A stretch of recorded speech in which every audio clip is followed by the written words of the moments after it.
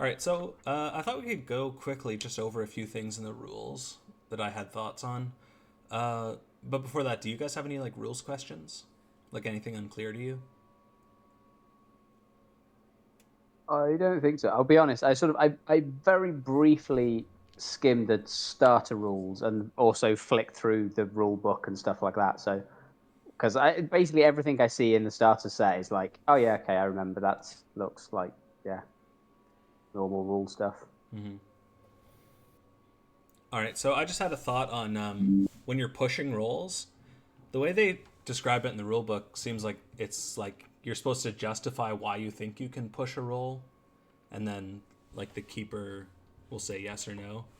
I figure if you guys think it's reasonable to push a roll, you just go ahead and do it. Just make sure that like something has like you've changed your approach in some way that makes it like a new approach to the situation rather than just like pushing at your old method of doing things. So I figured just go ahead and do it.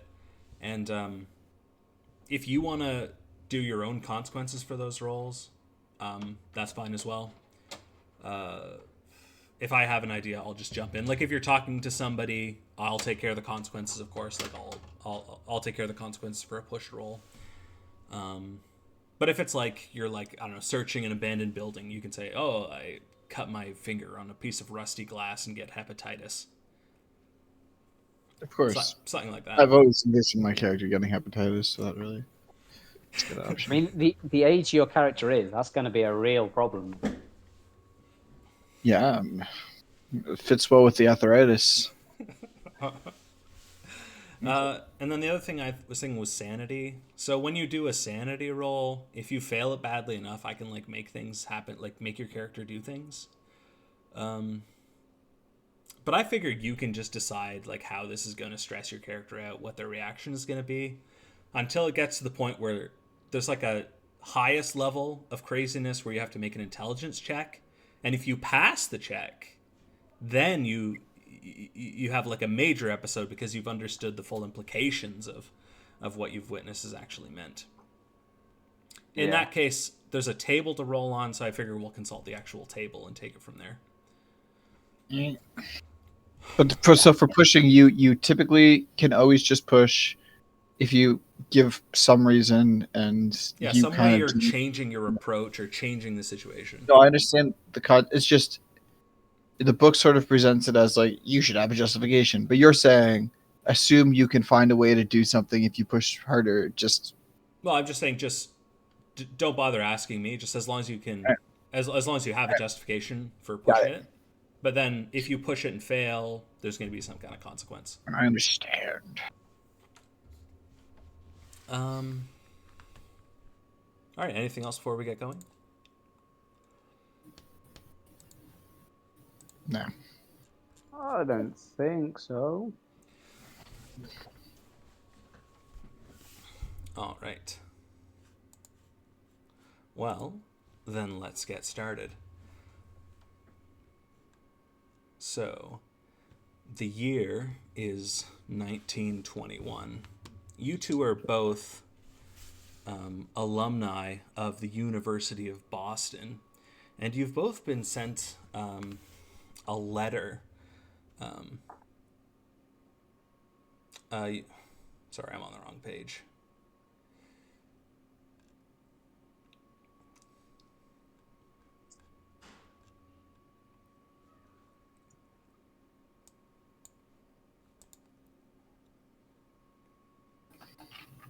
Man, where is the thing? Oh yes. Um, yeah, so you've both been sent a letter by a man named Mr. Knott, also an alumni of Boston University, asking you two to meet him at this alumni party that's happening. He describes to you that he's been out of town for the last number of years. Can I get the spelling? It's Knott. He's been out of town in the last couple of years, and he's got a business proposition for the two of you. And so we'll start with Chadwick looking up in the evening at the hall of Boston University, main hall, where the alumni party is taking place. Inside, you hear the raucous sounds of celebrations, the clinking of glasses, and the sounds of various brass instruments coming from a band.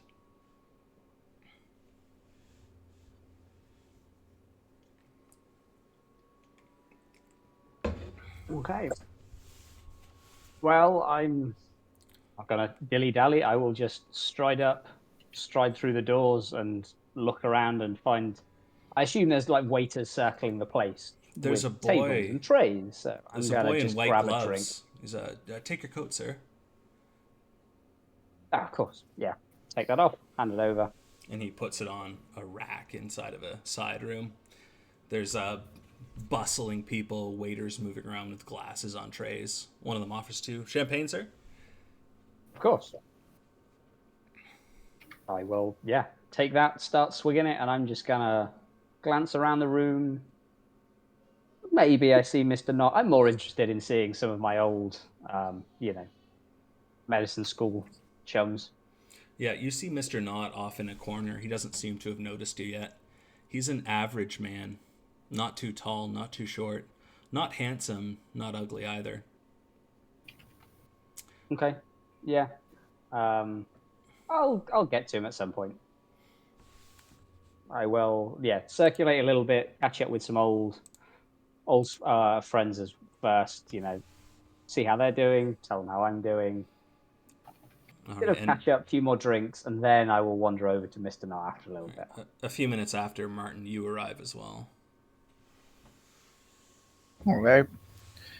As a venerable old sod, I'll carefully disrobe myself of my outerwear and peruse in my, aged uh, evening jacket. I think that's what they are.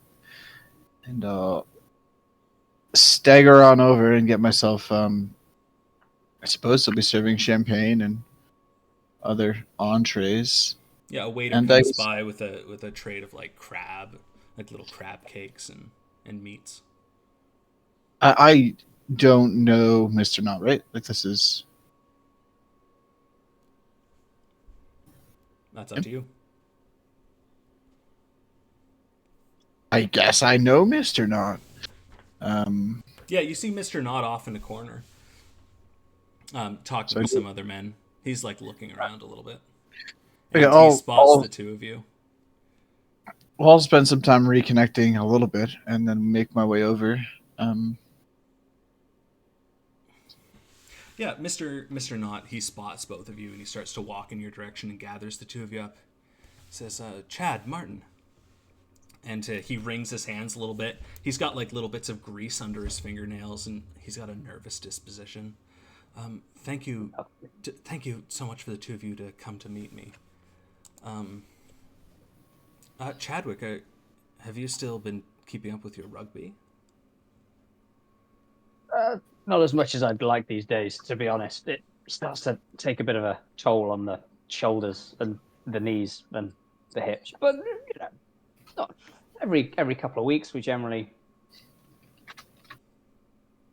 it's the old boys team is still mostly in fine fettle, I think. Top half the league at least, which That's good. Yeah, I moved up to New York to work at my father's auto plant. I haven't been able to keep up with anything over here in Boston. And Martin, how's the antiquary been? Well, it's a good hobby, It's a good distraction. It's fun, but I can't say we're thriving. You yourself, of course, haven't really visited, so the wealthy avoid it, and the poor have little interest. So it's mainly just a good way to spend my time. Have you considered retiring? It is a form of retirement. Kind of let things run down a little bit and sit there. Some of my books, every now and then. Sometimes someone enters with something interesting, and I gotta find my way back to the library and get a quote for them or something. But all right. the reason I called you two together is that I recently inherited a place from my great uncle on my mother's side. He was a man by the last name of Corbett, and the family that was living there, there was some incidents, and I think there was some violence, and the two of them were carted off to one of the insane asylums up in the country. And I was hoping the two of you would be able to take a look at what's going on there and see if I can get the place back up to snuff to be able to rent it out. It's just costing me taxes at the moment. I would be prepared to offer you both $20 a day for your time, and then another $30 once you've completed this. Oh. I should say that the Corbett house has a bit of a negative reputation around here, and I was hoping the two of you would be able to sort of disperse those rumors so that I can make this venture profitable again. Is it historic in nature? It is. I think my great uncle, I think he bought it 70 years. I'm not entirely sure, but it's older. Well, I mean, I'm always interested in being part of the living history that we found in these parts. You know, I thought you well, might it's be not. interested in particular, Martin, because my great uncle, he was an avid reader, and I was told he had a prodigious collection of books. Well, I mean, so I suppose I could take a look if some of the books were on the table. You know, I don't have too much more around here, so I'm not sure the monetary rewards. What am I gonna do? You know. But if there was some unique first editions or something, I mean, would you be willing to part ways with them? If it's just going to be rented out, I'll can't tell see you the what. rent be interested. If you find anything of value, you can manage the sales, and we'll split the proceeds half and half. Oh, all right. Let's see what we can do. Does that sound fair, Chad? Yeah, I still owe you one from pointing some of those patients to my way a little while ago. So I guess, well, I'll see about helping you clear the place out. Well, move on from there. How is old Justin doing, by the way? I heard he was double amputee.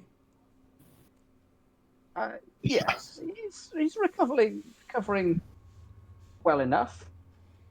You I know, mean, at the stamping still in press, quite low spirits, but I think a few more months, and I'm sure he'll have the opium down to just a couple a day. I think he's well on the road to recovery. oh, good to hear. You know, with the stamping presses, because of him, they installed like this incredible contraption. It's got gloves connected to cables and pulleys that connect to the presses, so they pull your hands away when the presses stamp. Good heavens, what will they think of next? Indeed. I tell you, if they keep improving the safety of these places, they're going to do me out of a job. Trust me, I don't think doctors will go out of fashion. Oh, safety contraption like that sounds like it will give you a whole new hazards to work with, Doctor. Oh, there's a thought. Maybe you'll just be treating the aged soon. Oh no, I much prefer young men losing limbs far cleaner, far easier. Get the sore out, few doses of opium, send them on their way. Back onto the rugby field. No, that's much more my style. Yeah, the doctors give me a fair amount of opium myself. It's good stuff. All right, but yeah, so we agreed $20 per day, and then $30 once we have the matter resolved. We can take a look. Reasonable enough. Calendar down. And We're not like evicting people, right? This is sort of established, No, yeah, the house has been emptied, and he hands you a key ring. It's got like 5 different keys on it. These are the keys for the house, I've been told. And then he takes out like a thick leather wallet and hands you both a $20 bill. I will pocket that. Reach over for another glass of champagne as it circles around. Yeah. One place to start might be the Boston Globe, the newspaper. My father was in communication with them over an article. They were writing an article on the history of the Corbett House, but I've never been able to find it published for reasons I have no idea. Also, I've heard that Corbett was I think it was a barrister. Mm-hmm. So, do what you will with that.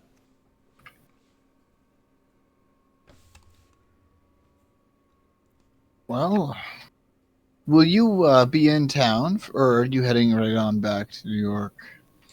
I'll be in town for one more day, but I'm taking the train out at 8 p.m. tomorrow for New York. Okay. And where might we find you if anything turns up in such a short period? They've actually opened up one of the dormitories for the alumni, so I'll be staying in dormitory 6B. All right, how kind of them. Yes.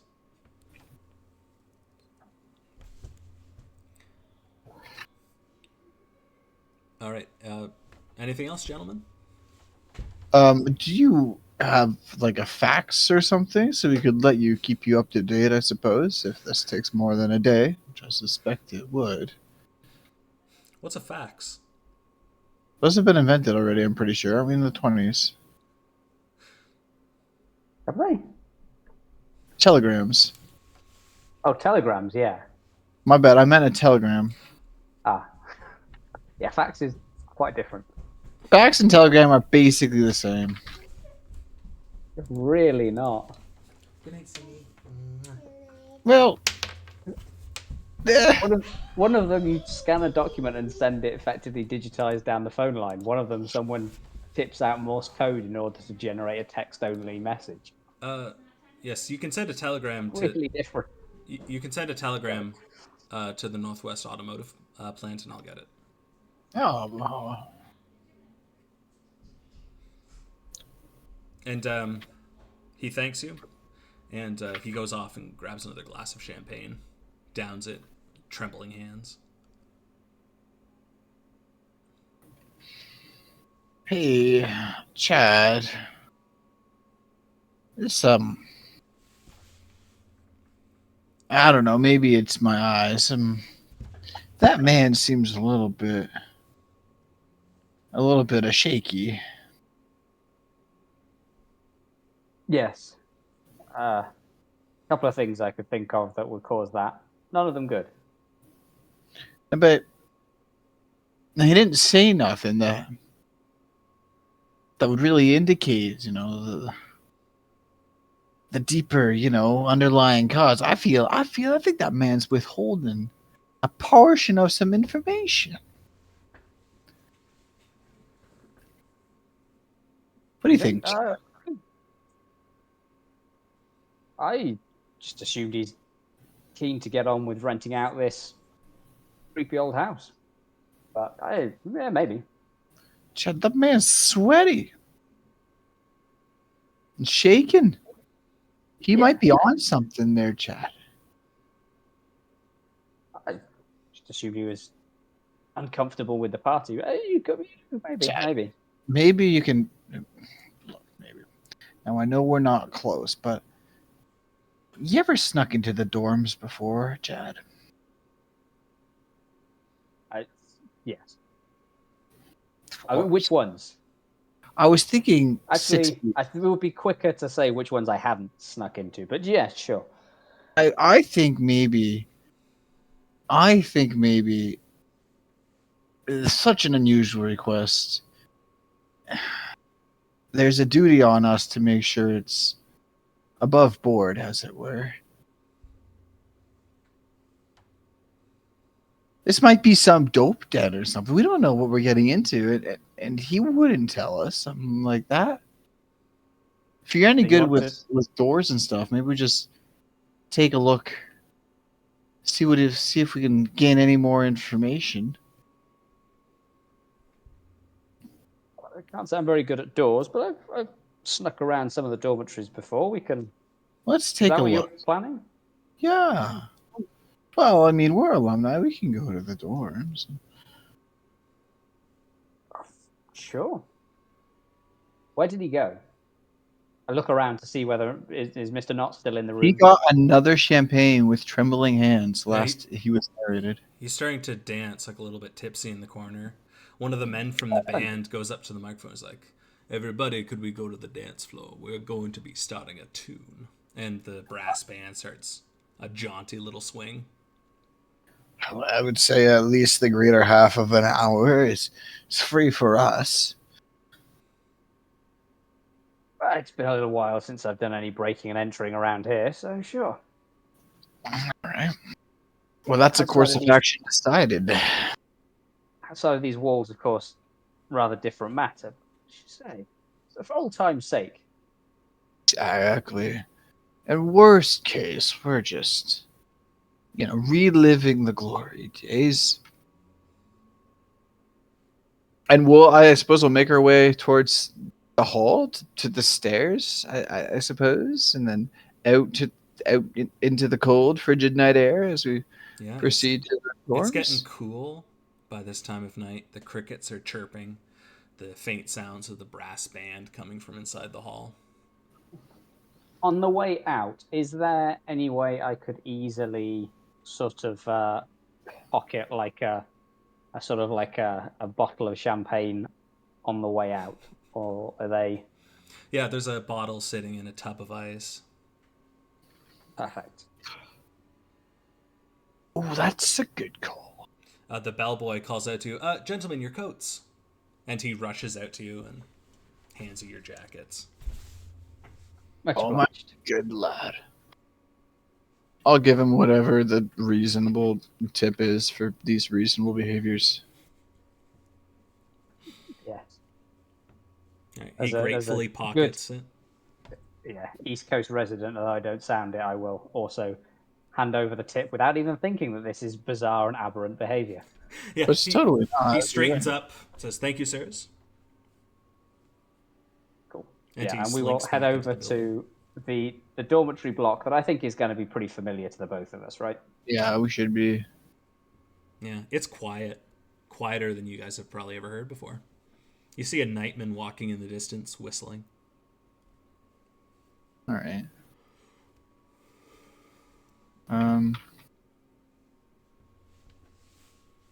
Shall we? Now you did Yeah. give us the room number. I have 6B written down. That could just be me trying to type multiple things at once. No, it's 6B. Okay.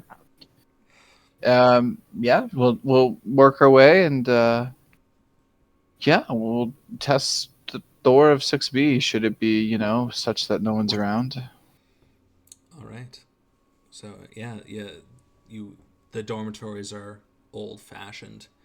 The door's old and weathered. Martin, roll luck. He left his door unlocked. It opens with a click. Now you see, that's not something you're supposed to do these days. Well, let's go see what we have here.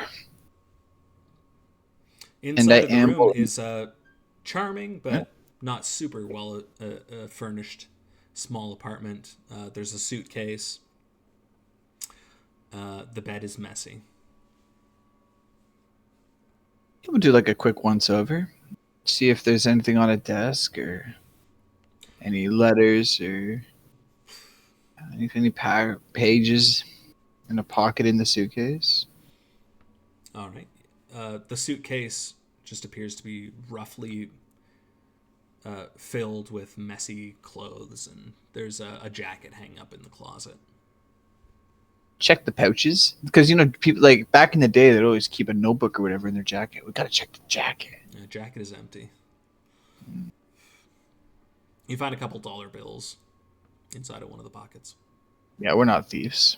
No. Well, that seems nothing so irregular. I think he wants to just investigate the house.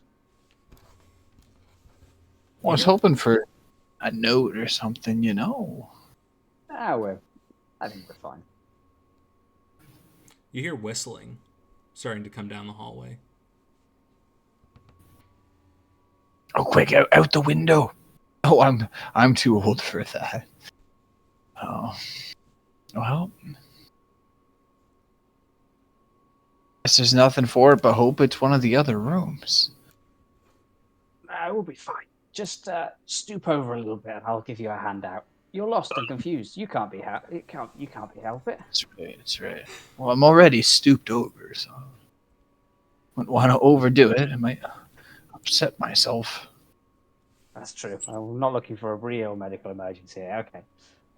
Yeah, and I'm just going to lead him out, sort of, with my best sort of doctorly bearing, giving him a hand, sort of out into the corridor, and I'm just sort of going to start leading him back down the way, and just now, I know it's been a few years, but don't you worry. We'll get you back to the party in no time. This is my room. I think it's been quite a few years. Don't you worry. We'll get you back to the party without a bother. The night guard is just walking by, and he sees the two of you. He stops in his tracks, and he narrows his eyes and looks at the both of you and says, Chad Floyd, is that you? Do I recognize the man? No. Good to see you, Peter. Oh, I followed your career. I followed your rugby games all throughout college. It's so nice to have you back on campus. Yeah, well, there's a bit of a shindig up at the main hall. I thought it'd be rude not to come along, although I quite like to be getting back. I was a bit concerned when I saw this chappie wandering off. Looked a little bit confused, I think possibly we'll do some. I've already booked him in We'll do a couple of tests. But anyway, this is my dorm, and I need to sleep for class. Did you wander into Mr. Knott's room? If that's who this is, I suppose. Yeah, Thank you. Oh, thank you so much, Mr. Floyd. Don't mention it. So nice to have you back on campus. We've missed you. Well, it's a pleasure to be back. I've got to say, the place hasn't changed much. I don't think. I noticed they still haven't fixed the dent on that door when we Well, that's the less said about that, the better. But you remember that particular initiation evening? We got into some trouble over that one. But still, I think we had 3 men in the clank that evening. Yes. A few donations from the alumni might help. Oh, well, of course. I'd be delighted. All right. Well, you have a good night, Floyd. And he's going to keep on walking. Do I go to a different room? No, I don't think any of these rooms are yours. We'll get you back to, and I'm just going to sort of leave the dormitory block and wander out of earshot of the guard. Do you think I overdid it, or was that about right? No, I think that was just fine. There's some advantages to age. I certainly think so. So, let's get back to that party, and we'll. Oh, all right. Well, I suppose. Ask around the Boston Globe tomorrow, unless I suppose there's probably a few of their journalists around this evening. I'm pretty sure there's a few of them that are old UB fellows. Might have been one on the rugby team. I can't remember now. Well, I can't recall that myself. I wasn't really part of the Part of the literature clubs. And honestly, any of the journalists I would know. They're not really publishing much these days. But we can go back. I mean, we could ask around. I don't feel that asking around has much value. I just thought if we make an introduction now under friendly terms, we might at least get invited through the door tomorrow. All right. Let's see. Maybe the globe has someone here. Let's hunt them down. Yeah, I'm mostly going to look around the room and see if I recognize anyone from, college days that either obviously if I happen to know somebody that works at the Boston Globe, that would be ideal. But failing that, someone else that I knew was, on like student newspapers or something like that. Just Yeah, we'll split up and I'll do the same. If I have any connections, I'll query them. All right. Yeah, at this point in the night, it's quite loud. Everyone's on the dance floor, and there's the sounds of brass music coming from the stage. Roll a hard luck. where's the? Oh no. Do I have to press anything to make it a hard one, or do I just press? Yeah, top left-hand corner is a button that says hard. But don't worry about it because you failed. Yeah, neither of you see any contacts that have anything to do with journalism. Okay. Oh well. Well, I'll sit myself down and just spend the evening observing, reminiscing about the glory days. And I'm still not completely convinced that this contact that I haven't met for like years is like completely above board, but I have really nothing to go on. So like I'm not going to be listening if he's talking near me, but should he I'm not like following him or anything. I am going to go back and join some of my old friends and continue to get drunk and enjoy the party. All right. The party goes smoothly for the rest of the night. And Martin, you don't overhear anything suspicious from Mr. Knott.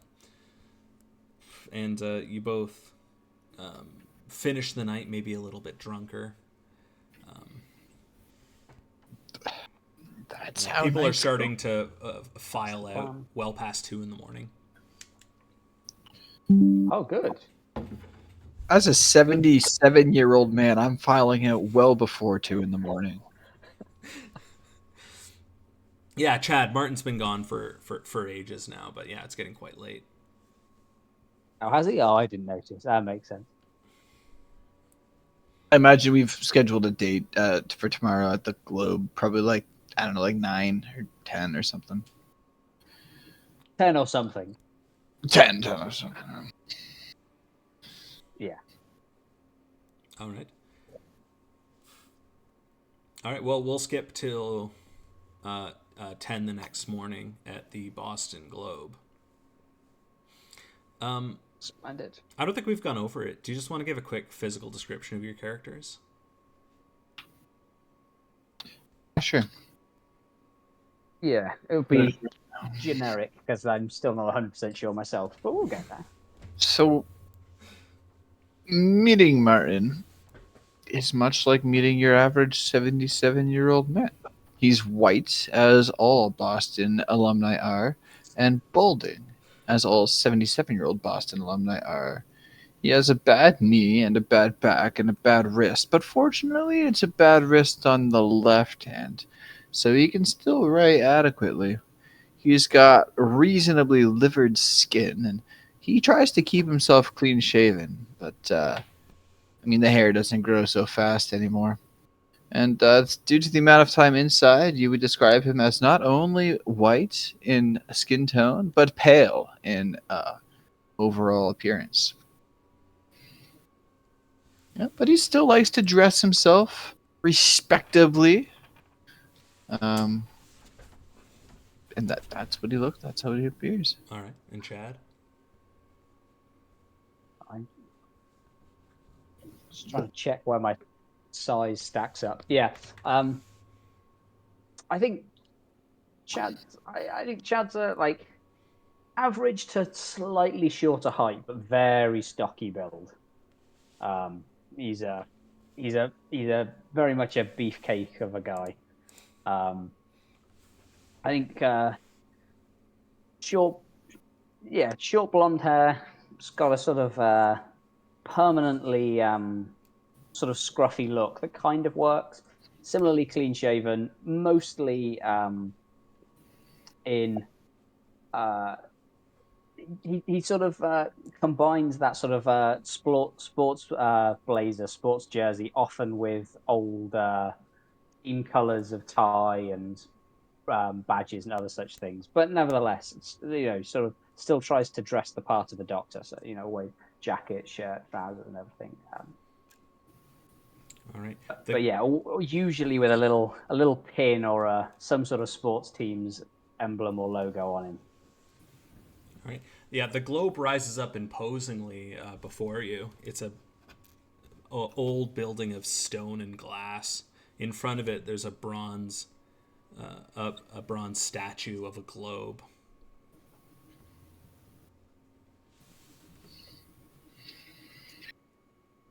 You know what, Chad? I don't think I've ever actually entered this building before.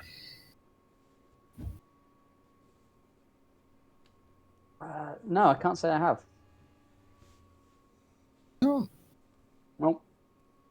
hopefully they'll be helpful. They all are in this era, so I'm sure that won't be a problem. But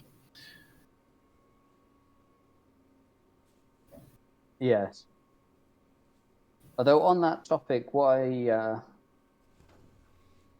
are we there asking about this? Are we just going to ask them about this article they haven't published, or we well, need some maybe we can ruse? find. Well, somebody would have done some investigating, right? Well, I don't think it's as important to read the actual article as talk to the journalist that spent all that time and found something there to report on.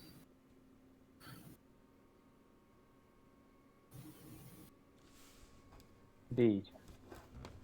How do we find them though? I mean, We'll go to the front desk. We say we need to meet with a journalist. We've come across some interesting factoids about an old Corbett house. Some sort of rumors of a haunting, and then we think we have something there. And if it's any good of a journalist place, then they'll connect us with the exact same researcher, journalist, or whomsoever came up with the first article.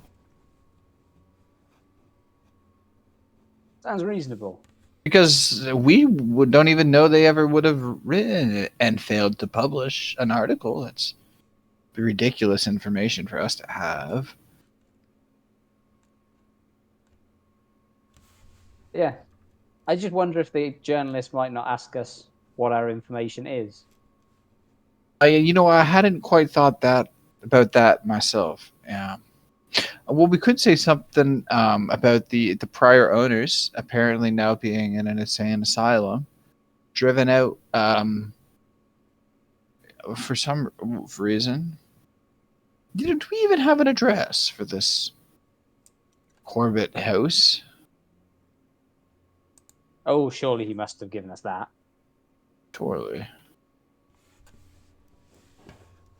Anyway, we could change the order of operations a little and check out the house first and come back for this story once we have some hook for the journalist. Mm. Yeah, now I'm thinking a little bit more clearly, unlike last night. I think that might be... It might put us more in the picture if we've seen the house as well. Yeah. And then, a suspicious journalist would be able to field a cursory inquiry. Indeed. All right. So, Tim, we're actually now making our way to the Corbett house. All right, the Corbett house is just a few miles away down a few streets. The developments around here have recently shot up, towering 5-story buildings filled with offices, but the Corbett house still lingers in this neighborhood, recessed in deep shadow. Standing on the corner behind a stall is a weathered old man, and he waves you over and says, "Newspaper." Yeah, why not? All right, that'll be 12 cents. I'll give him. I'll give him 15. I'll give him an extra nickel. All right, it says thank you, and he hands you over a paper. I'll gander through it as I do, as I've been known to do. Is this on the corner where the Corbett house basically is? Yes. Yeah, like just another half block. Okay, cool. Yeah, I just want to ask: Is this your usual patch? Yeah, I work this corner most days. It's interesting. We a friend of ours was telling us a couple of curious tales last night. I'm not sure I believe the half of them, to be honest. But the house just slightly down there. He was saying there was some sort of incident a while ago. Some people got carted off in an ambulance or some such thing. Did that happen during the day? Were you around for something? He narrows his eyes. Chad Floyd? It's nice to meet you, yes. Oh, one of my sons was in class just a few years below you. I went to all your games. Ah, wow. Say no more. Good times. Oh, what a good pleasure! times. What a pleasure to have you on my street. What can I do you for? You're saying something about the Corbett house? That's the chap, yes. You wouldn't believe it.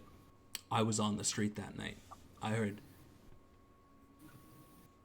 heard screaming like I haven't heard since the day I was born, and I haven't heard nothing like it since.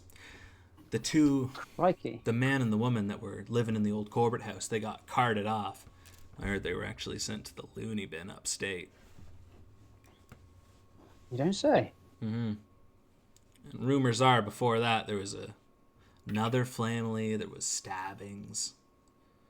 Anyway, it's not a good place. Golly. Ooh.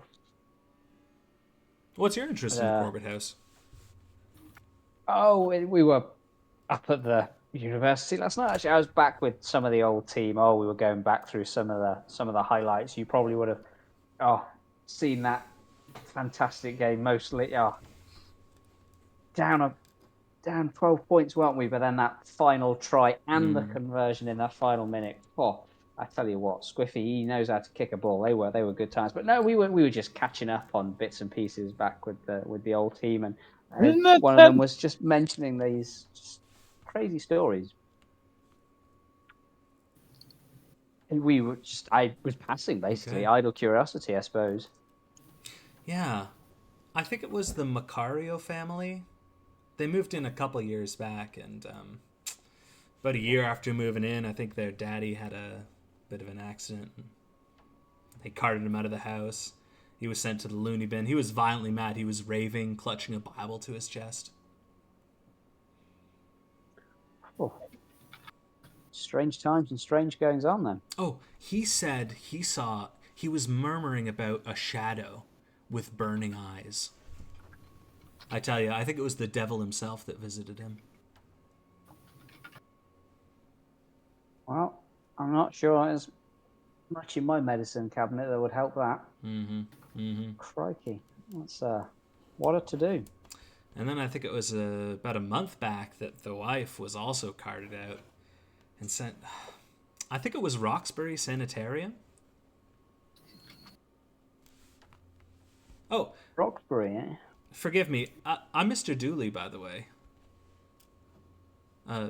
Newspaperman extraordinaire. Cigarette? And he opens a box and points it to you. Oh, much obliged. Thank you. And he gets out his Zippo and gives you a light. Very gracious, Mr. Dooley.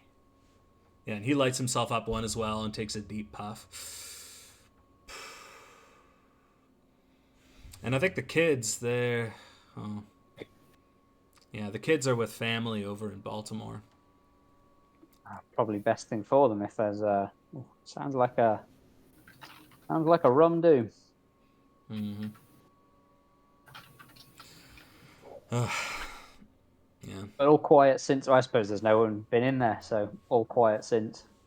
Yeah, it has been totally quiet since then.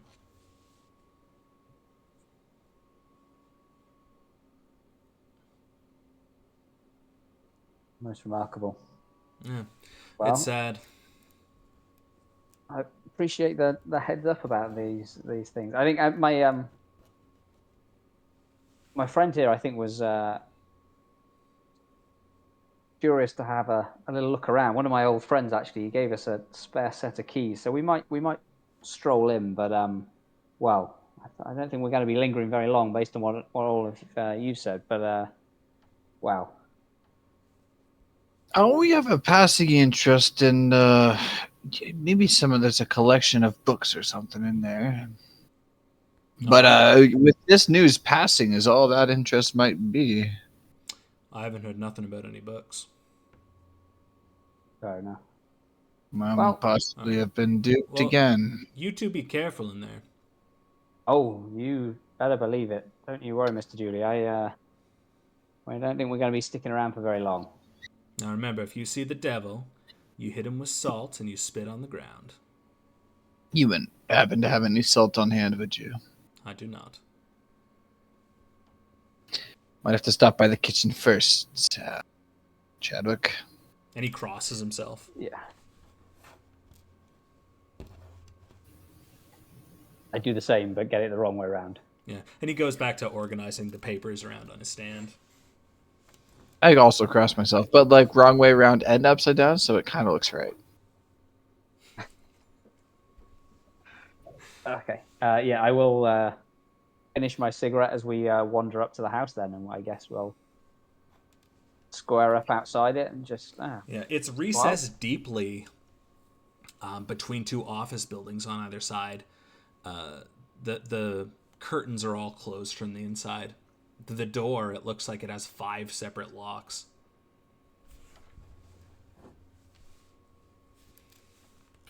What if we do a loop around the house first? Sounds good to me. I mean, like, count entrances and exits and windows, sort of, a sense of the building. Yeah, I'm a bit unnerved. When we were given 5 keys, I assumed there were 5 doors. 5 locks on 1 doors. They were either really keen to keep something out, or really keen to keep something in. Well, that makes the hinges the next most vulnerable part of the door. It's illogical. Anything over 2 locks.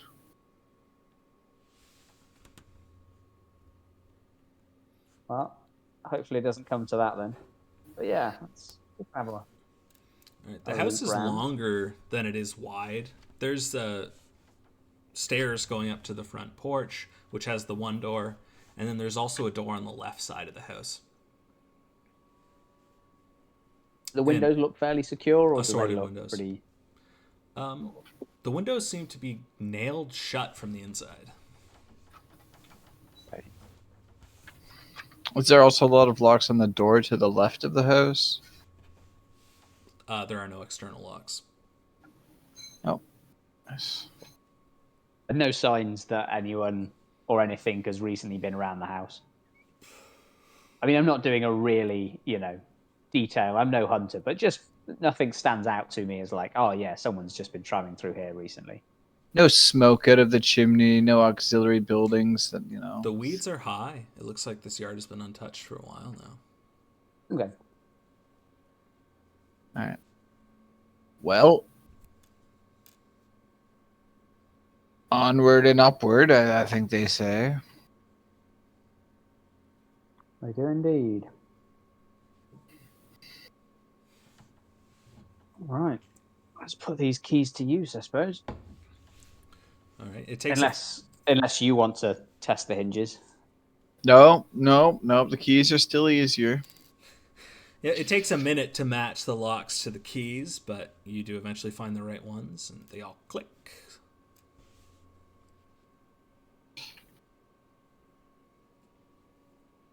Right. Now, a Open house the with door. a history like this, it's almost more valuable burned. You redevelop and well, because renters, with the history, not going to want to stay. Discounts the property significantly, but the government puts no stock in shadows with burning eyes, so the taxes would be the same.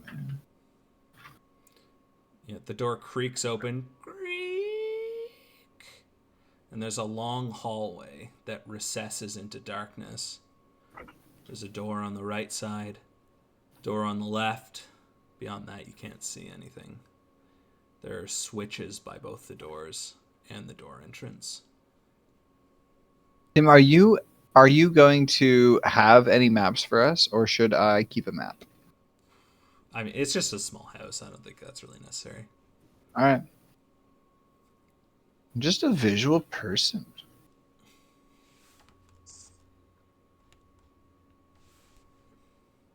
Cool. I will try the switches.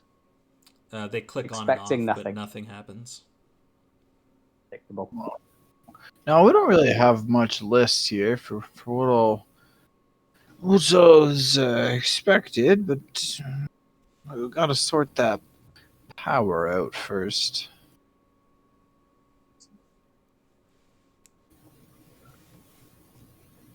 I would save us some time. Well, not Would it today. be reasonable to have a flashlight on me, or should I run out and buy a flashlight? You can decide what you have on you as long as it's reasonable. Okay. I feel like a small flashlight would be a reasonable thing to have on me, given what we're doing. Totally agree. So, yeah. So I will pull that out and have a look and just see if I can trace the light back to like a sort of, if there's a simple like breaker box or something that's gone wrong.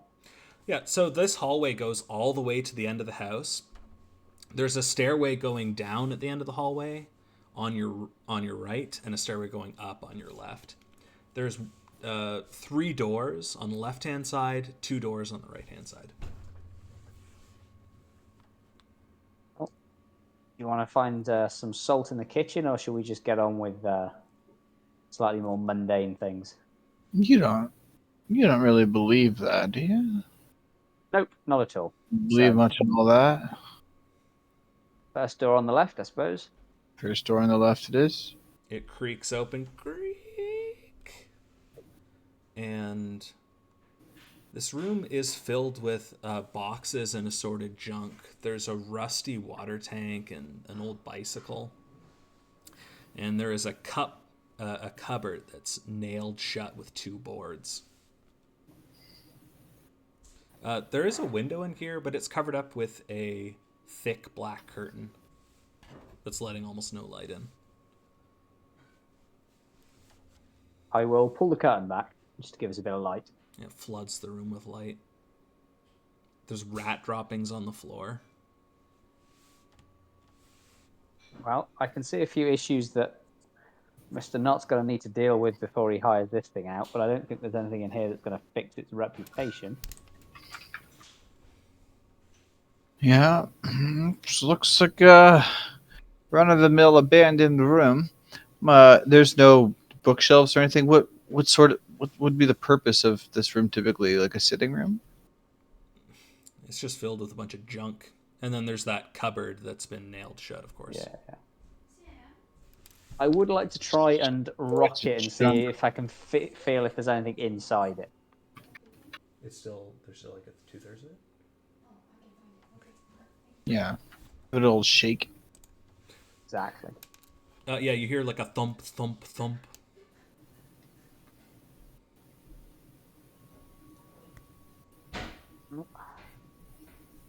It's And then not after the first few thumps, you just hear like a sliding.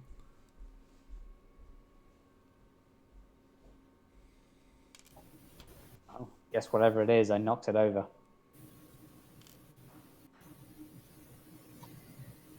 Yeah. I'll be honest, I'm not really sure what I was hoping to achieve with that, but I guess We could break it open. I don't know. Let's just take a gander of the rooms. I mean, I'm more yeah. interested in We'll move on. curios and such. So Yeah. this We'll sounds leave that nailed open for the time being and head on to the next. All right, the next room on the left, the door the one. creaks open as well. There's another covered window. Inside is a wood stove, and there's bits of old furniture that have been cut up and neatly stacked. It's like an old bed frame that's halfway through being carved up with an axe. It looks like it's for firewood, right? Yeah, probably for the Yeah. wood stove right there. well, that's odd. Maybe the homeless. Maybe there's some squatters came in. Maybe. Or the family were really low on money. That's a bit much. I agree. This is strange. But not inexplicable. Next. No, of course not. I just want to. I don't think there's going to be anything in here, but I just want to have a quick look at the ash in the fire and just get a feel for does this look like just burnt wood or whether it looks like they were trying to burn something. Yeah, it's mostly just ashes. There's maybe little bits of burnt paper that weren't fully burnt. Okay. Can I read anything on it, or does it just look like newspaper to set the fire? Newspapers. Okay. Well, Nothing much then there. there's like nothing that would interest an antiquarian in any sense. Like there's no artwork on either of these rooms, no books, no trinkets sitting in like jeweled boxes. We love a nice jeweled box. If so, we'll move on. Yeah, I think we'll stick for the downstairs for the time being. I will draw the curtains just to let a bit of light into that other room as well, by the way, just as a... Yeah, that's right. Clear the dust a bit. Oh, Yeah. After we recover from the coughing fit, we move on. Is there 3 rooms on the left, Tim? yes. Move to the third room. Yep. Yeah. This door creaks as well. This is where the exterior door on the left-hand side is. It's fastened with 3 bolts and 2 locks from the inside. There is like a coat stand in here that has coats and hats and umbrellas on it. There's a bag of coal that's covered in blackened dust.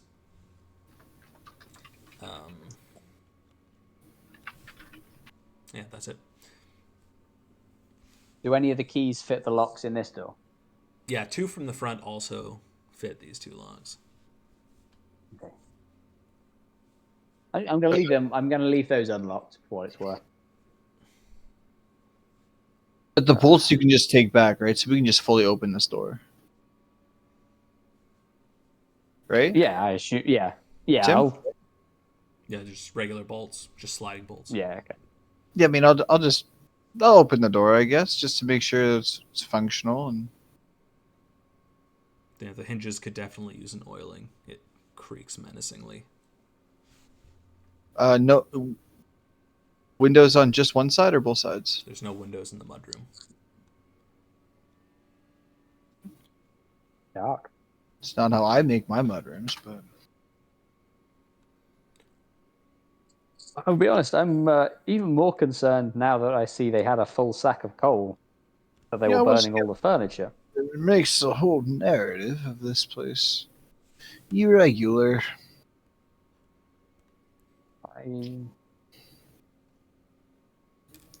All right, what else have we got, Tim? I want to just quickly, cautiously, as best I can, with a great deal of huffing and moaning at the dust and the mess, just try and check if this is a bag of coal. Because you said it was like covered in black dust. I'm sort of just gonna try and brush some of it aside. Oh, this is gonna take fortunes with the dry cleaning. I'll miss the nut. It's gonna be a load of. It's all over your hands and pants now. But yeah, there's a logo on the bag. It's Eastland Coal Company. And it's coal in there. Yes. Oh, yeah, I don't know what I was hoping to find in there, but something more than just bloody. I'll rifle through the coats, I guess. Maybe there's something in a pocket or just a sense, like what size they are, because we know there's a father, mother, and some kids, but it'd be cool to get. It's the kids' coats. All right. There's 3 kids' coats. All right. All worn and patched. The pockets are empty.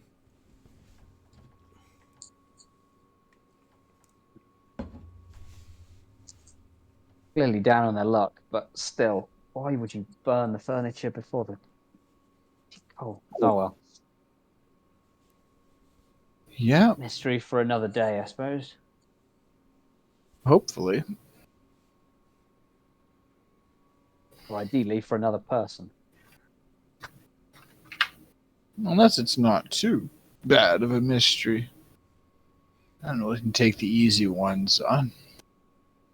All right, Tim. End of the hall. What have we got? The building terminates. There's a stairway that goes up to your left and one that goes down to your right. The one that goes down looks like very dangerous from misuse. There's old bits of nail popping up, and one of the stairs is half ripped off. It would be quite challenging to go down. Well, Martin, I think we found what you came along here for. Falling downstairs. Well, at least you've got a medical professional on hand. What else do I have to live for, is what they say. How important do we think it is to get down into this basement? Not very. Let's check the rest of the floor. Agreed. Although I feel like we're going to come back to this damn place, but come on. No. Check the other 2. We'll have to come back. Yeah. Let's check the right-hand side. All right. Creak. The door opens, and inside comes the nauseous smell of rotting meat and rotting vegetables. Seems to be a small kitchen. There's a blacked out window, an old ice box. There are some tinned rations that could still be recovered. And there's lots of rat droppings as well. In the corner, there's an electrical box. In the other corner, there's a stove that's stained with coal dust.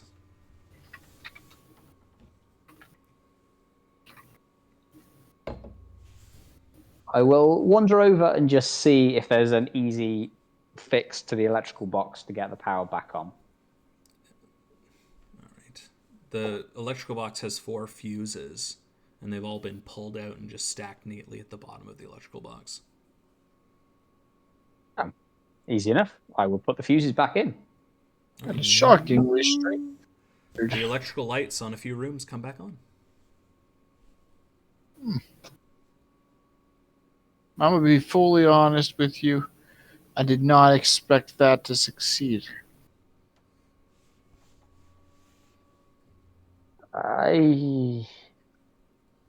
No. What? Why on earth would they take out the fuses?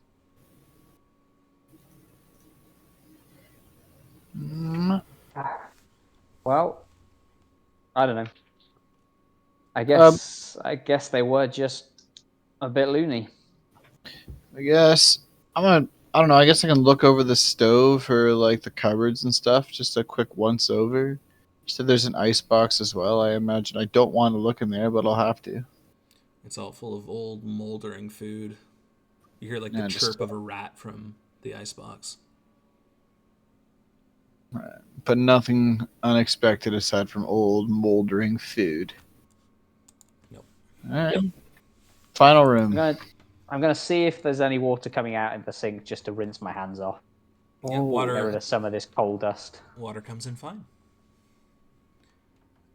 Hey, there's no gas in this place, right?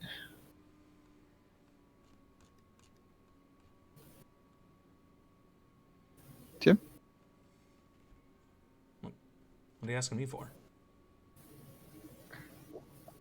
I'll check the stove in the kitchen. It's like a coal stove, right? Yeah, it's a coal. It's Coal-fired cold. stove. Yeah. But I happen to know that they put gas lighting in on a lot of in this era a bunch, and then adapted electricity. I don't know. Look around, man. I am looking around. That's what I'm asking about. The next room is like a dining room. It doesn't have a door into the main hallway. There's a dining table that looks like it was in the midst of a meal when the members of the family were hauled away. There's old rotting food on the table. The smell is noxious, and there's more rat droppings in here. Nice. I will open the curtains if there are any. Just get a light in here, and This has a nice big bay window. lovely. Hey, often they have Bibles by the kitchen table. You're not gonna find any books at all. Yeah, there's a side table that has a Bible on it. I'll flip through it and see if there's anything irregular written or any notes in there. Yeah, there's notes in the margin of almost every page. I'll put that in my satchel.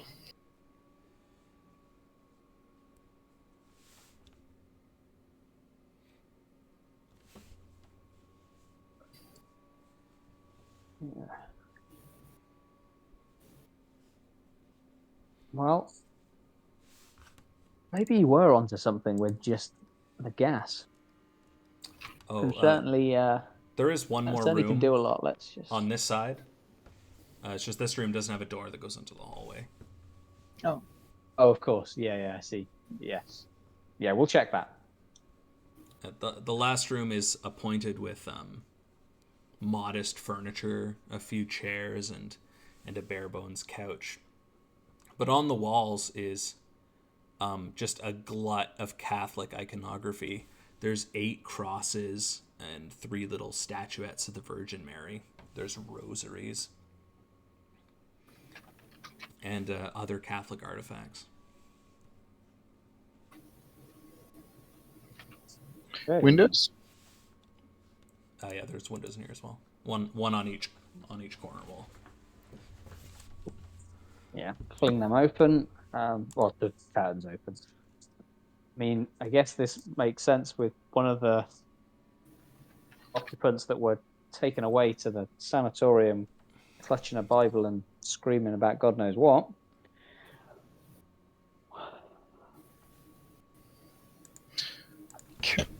Okay. Any written works in this room? Nope. Okay. And do any of these iconographic things appear made out of like precious metals? Nope. It's all wood. Some of it's not even painted.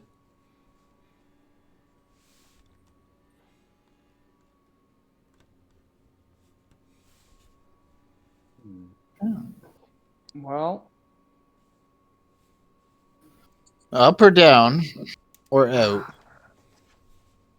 well, I feel like we can't really say we've looked around if we don't go up and down. I'll take down. You stay at the top here for a minute. If I find anything, I'll be sure to give you a holler.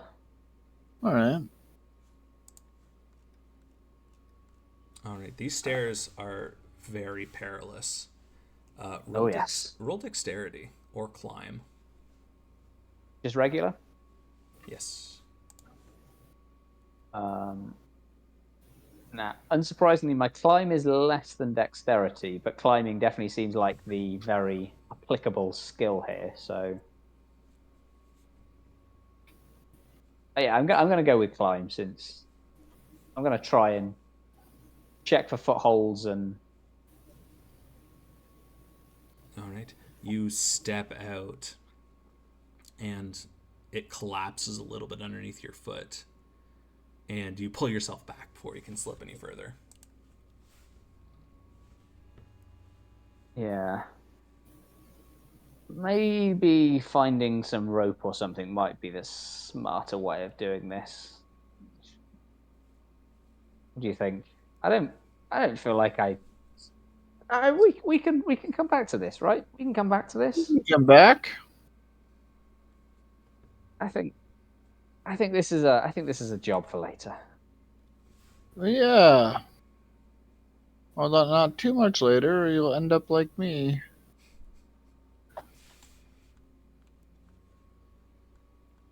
Yeah. I don't know what to make there. Upstairs? Why not? The stairs I will. upstairs are in much better repair. Okay. So I was gonna go cautiously and check them out, but that's good. That's good. They do So, creak as you walk on them, but they are safe. At the top Would of the stairs hold for the elderly? at the top of the stairs, the house is it's half wide, where only half of it is the upper story. There's a long hallway that goes down to the end. It's got windows on the right-hand side, and there's 4 rooms on the left. What looks like a small closet, and then 3 regular-sized rooms.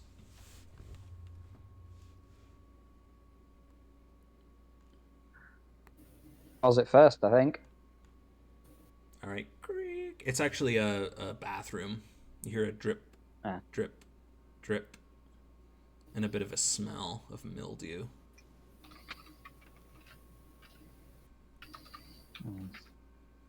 Well, they say when you gotta go, but I don't gotta go. There's a pool of brackish water accumulating inside of the tub where the leak is coming from. I mean, yeah, Mr. Knott has got his work cut out.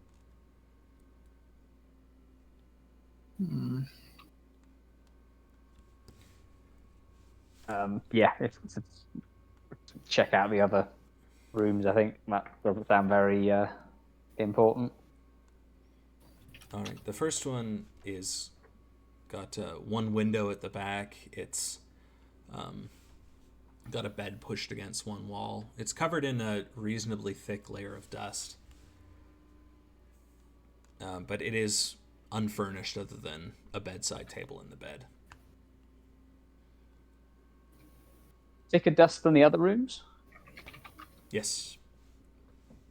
Oh.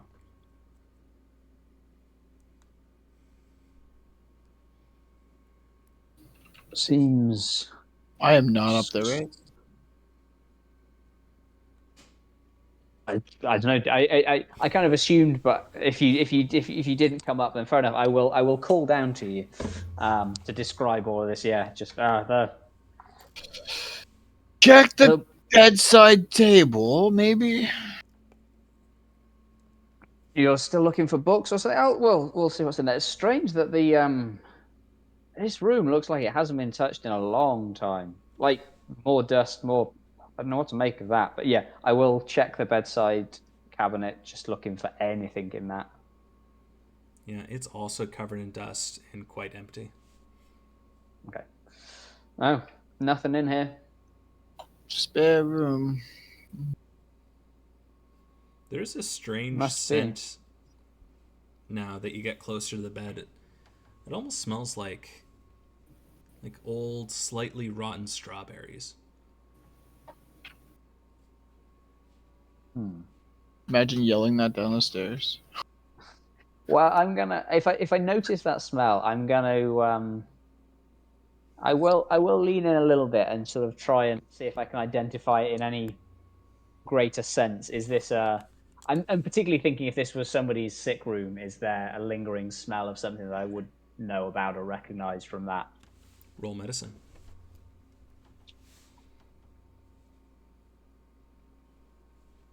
Ooh. It doesn't smell like any sickness that you've heard of, but it almost smells like a coolant, like an industrial coolant, but not even quite that.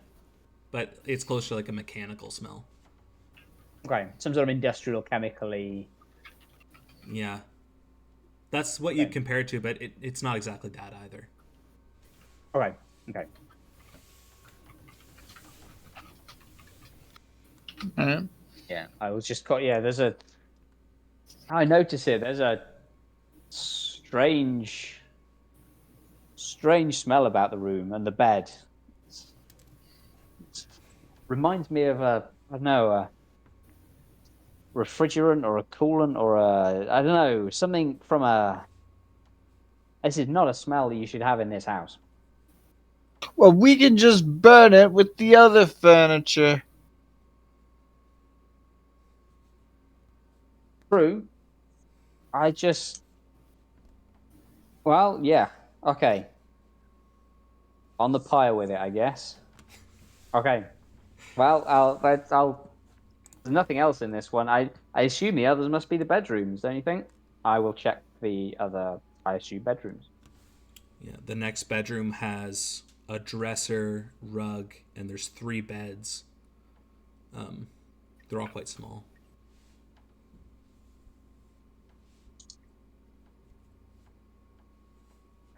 I think I found the children's bedroom.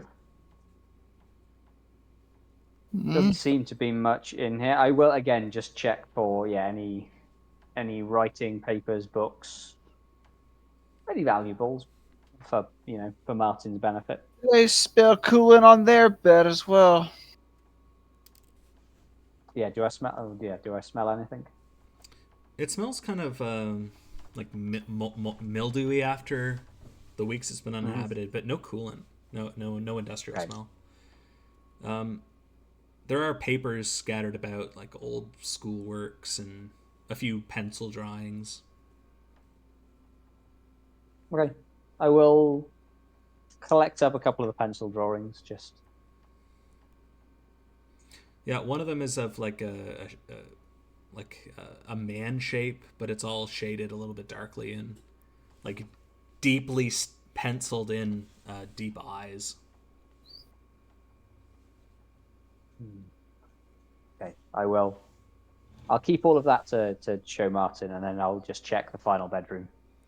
This one is more well appointed. It's got a larger bed with blankets and several pillows and a large wardrobe.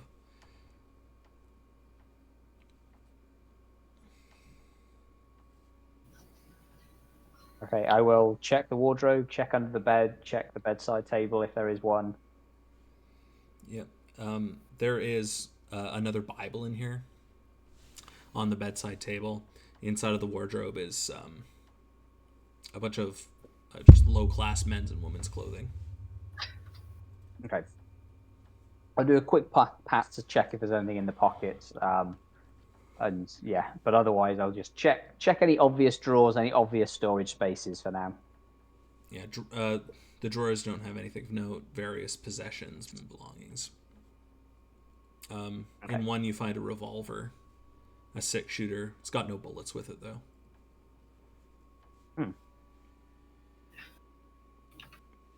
The pockets of the clothing also empty. Okay. Yeah, I'm leaving the revolver there, and I will head back downstairs with the drawings. Yeah, just doesn't seem to be much. That room, it was strange that it hadn't been touched in such a long time, and there was definitely a smell and a something about it. I don't know. Strange. And then I don't know what you make of this, but this particular drawing from in the children's room, it seems to look a little bit like our shadow with burning eyes, don't you think? Yeah, that's how I would describe it. Yeah. Well, unfortunately, I don't think there's much here to take to the Globe, unless we want to get the drawings published. but I think we might just be in time to have a little talk with Mr. Knott. Because we need a bit of a budget, because we have to have a carpenter or someone make at the very least, a ladder to the basement. The bathroom obviously needs some work, and we should get a budget for furniture, I think, before renting out, right? Oh, most certainly, yeah. So I'm not under the impression that the $20 a day is supposed to cover these expenses out of pocket for us, but I would hope not. might as well just sell me the house. The whole place isn't worth much over 600.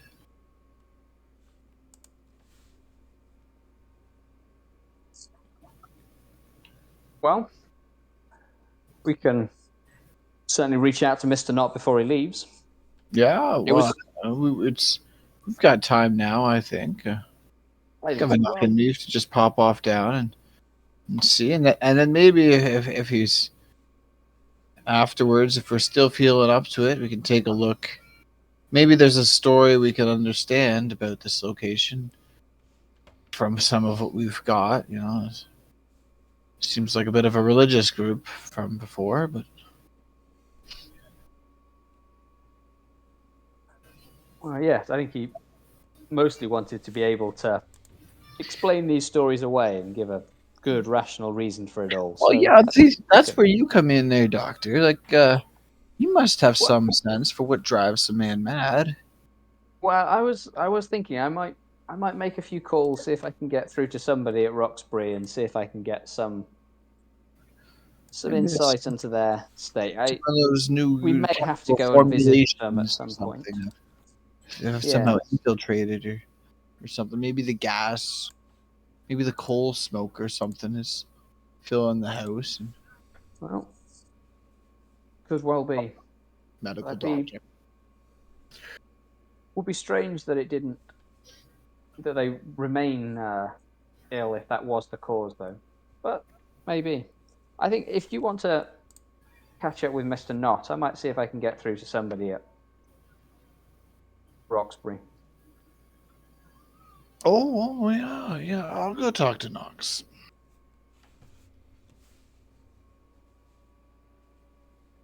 So I suppose we'll head off to our respective destinations. All right. Yeah, the house looms behind you in shadow. I will lock one lock on the door.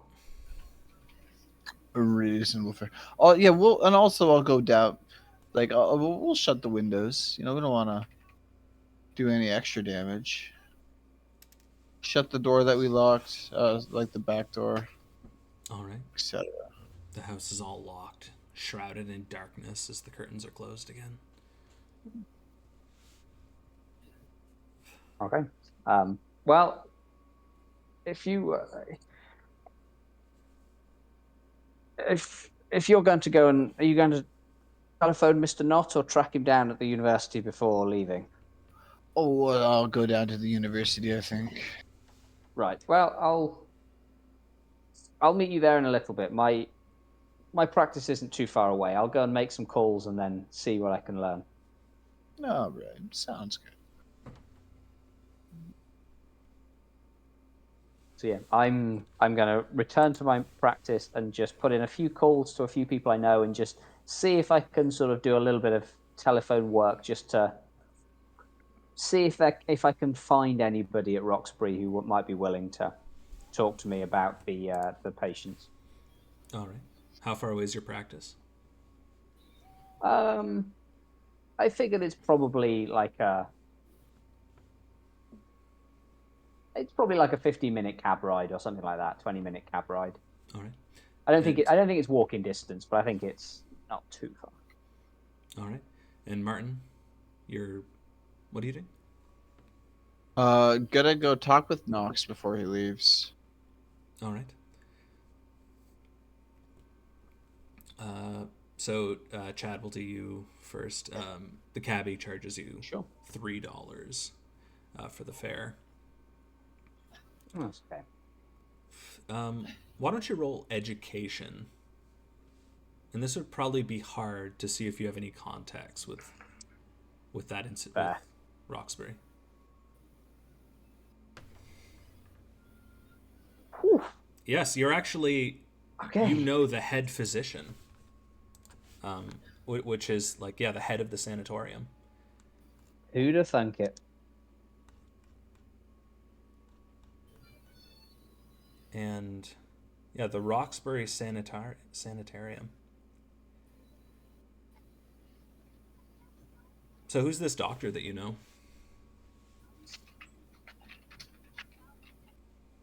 I think it's a Dr. Phyllis.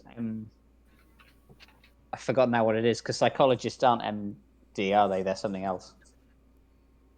Anyway, it doesn't matter. Psychology. Oh. Yeah. Obviously, a medical man would know that. And a doctor of chemistry should probably know that as well. But I don't know. Anyway, it doesn't matter. You know what I mean?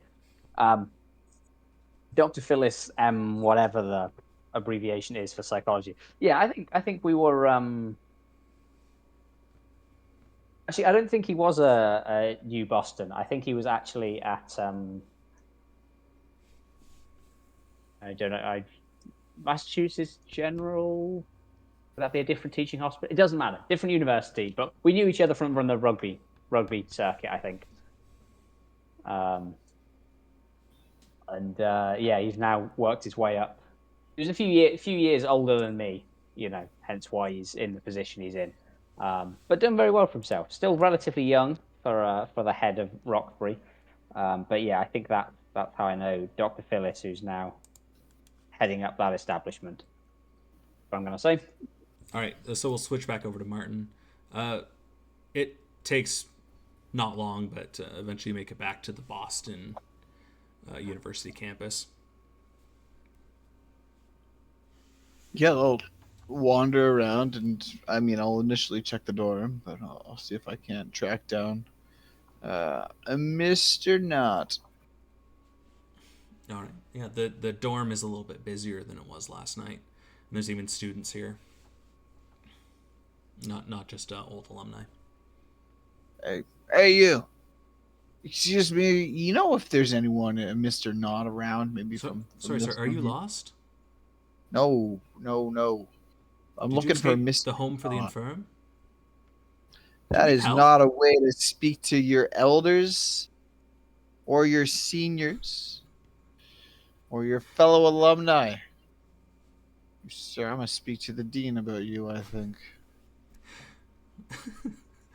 Here, let me go get someone. I know someone that can help you. And he saunters off.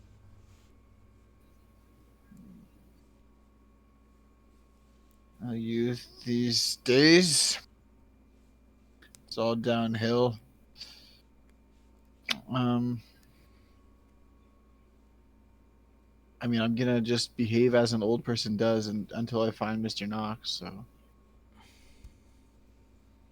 Right. You hear mumbling from a few doors over. He's like, yes, this old man, he's wandering through the halls. I think he needs some help.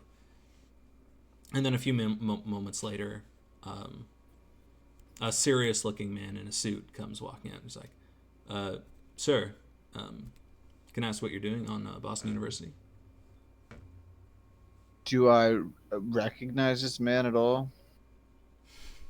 Like, what position would he have? Like, is he like the Don or something, or is he like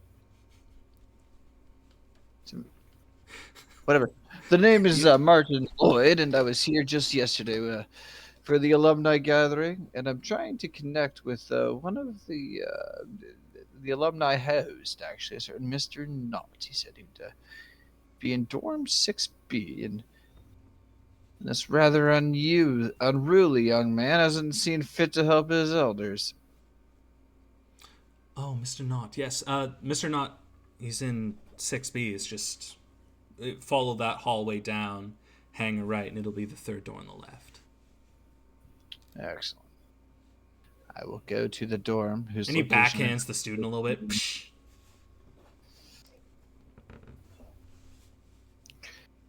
Right. So 6B.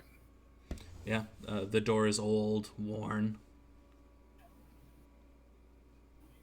Give it a little tap. I imagine I have a cane. I should have a cane. I'll tap it with my cane. You go away, and he groans. Ah! Not. You can't possibly be still abed. He's like, oh, give me a minute. And you hear some like thrashing and knocking, and the sounds of fabric against skin. But eventually, he pulls open the door, and you see a disheveled man. He's like holding his hand up to the light. What do you want? Oh, Get yourself Martin. together, man. I While didn't you expect were to see in you so soon. convalescence, we were off at the Corbett estate, and we figure we might settle some things if you have a moment. Maybe we'll head out, though, and get you... Well, I suppose it would be breakfast, but dinner, as it were. Oh, don't worry. I can take care of myself. What news from the Cormand house?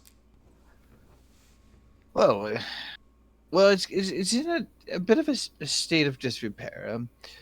So we were wondering exactly like what sort of state you expected us to get it into, because we can't exactly cover, like the necessary repairs, the furnishings, potentially a coat of paint wouldn't be amiss, but the bathrooms and the kitchens Oh, are disturbed. don't worry about repairs.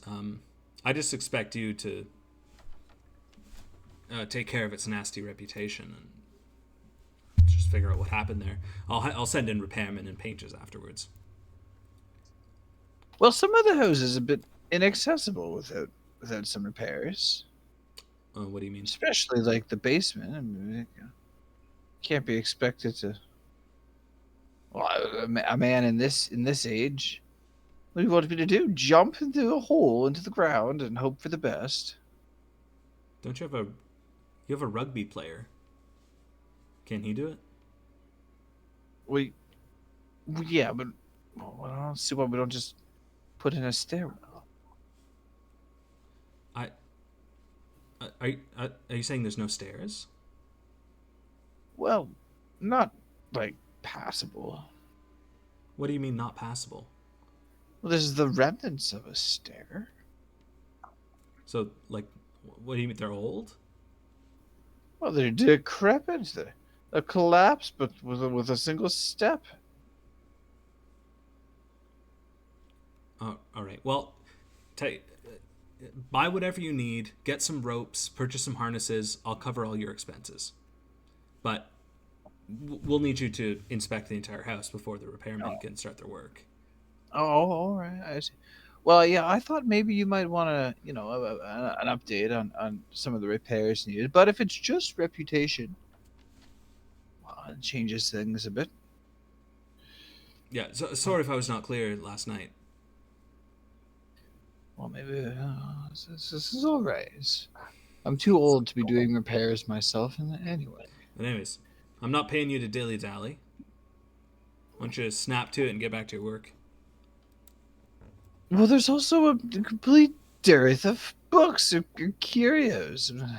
Well, it's all right. Maybe we'll find something yet. Maybe But you anyway, check the whole house. Follow up and yeah, you'll hear from us again soon. Did you manage to find that article from the Globe? Well, we didn't know anyone exactly from the Globe, so we wanted to check the house out first and have a reasonable justification, Otherwise, we walk into the Globe and talk about a house we've never even seen before, and that's a bit suspicious. Oh. And he looks taken aback. I didn't think that would be suspicious. Well, we'll go to the Globe and ask about an article they've never published from two people who don't know the journalist with a limited understanding of how the article came to be. You can always tell them that I sent you directly, as I'm the owner of the house. Well, yeah, but it's still a bit irregular. We thought Anyways, order of operations. as I said, I'm not paying you to dilly-dally, so do you have any other questions, or can I get back to my My good work? sir, if you consider this dilly-dallying, I don't need your $20 per day in the first place.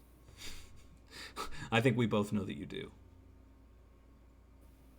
I can't possibly see how that could be true.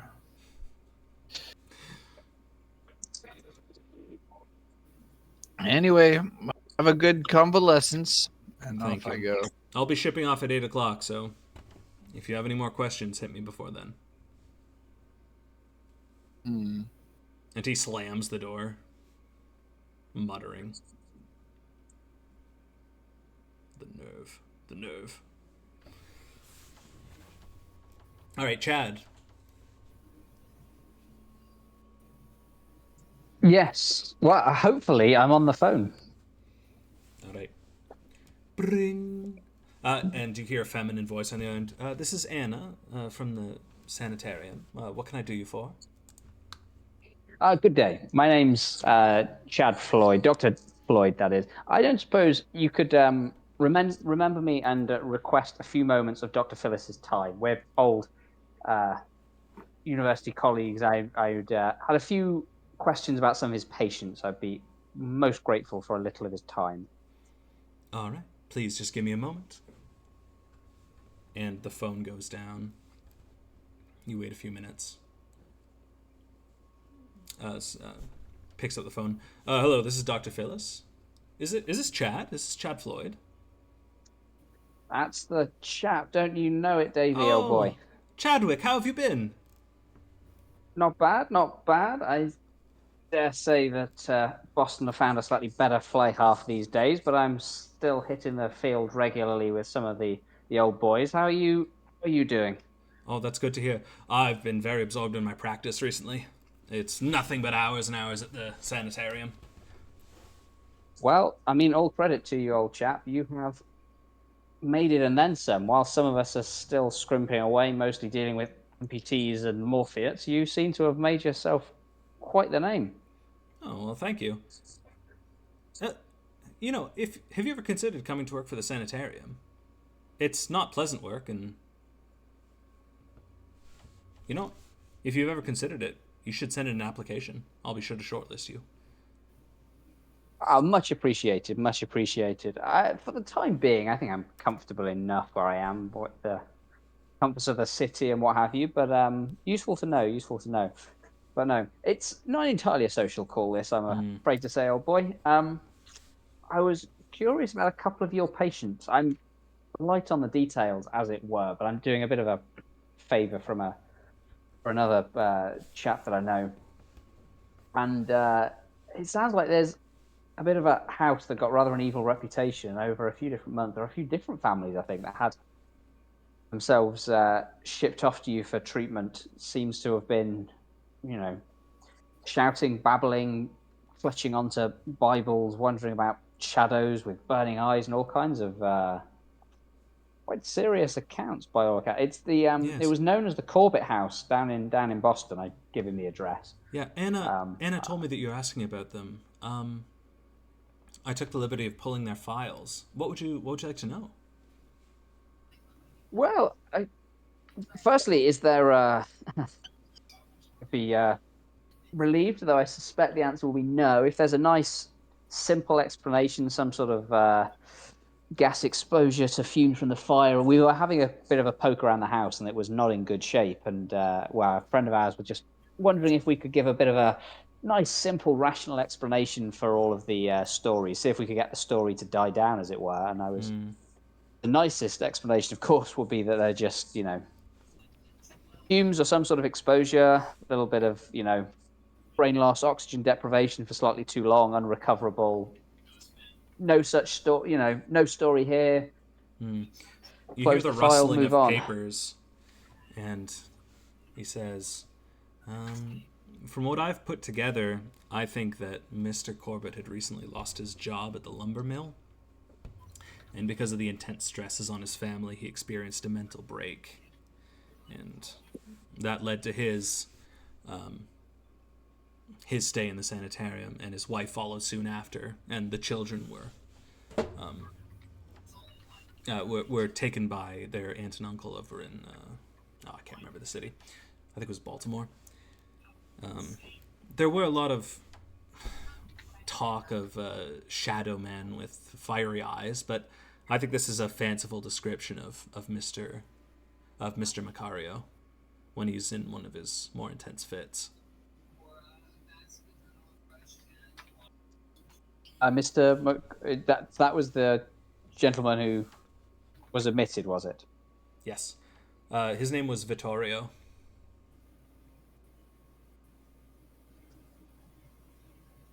I see. I see.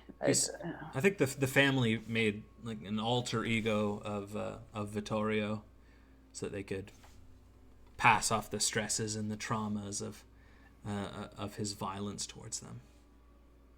Yeah, I see. I see. I see. Was there another case a few years before, or was it just the one case? Well, his wife is also here, Gabriella. I see. I see. She is a lot more. She's a lot more talkative than he is. A little more sane. And he flips a few more pages. Vittorio has only said one sentence since he's come here, and he repeats it over and over while pointing to different passages in the Bible. And you hear like a click. It says, by his own weapon is the devil worsted.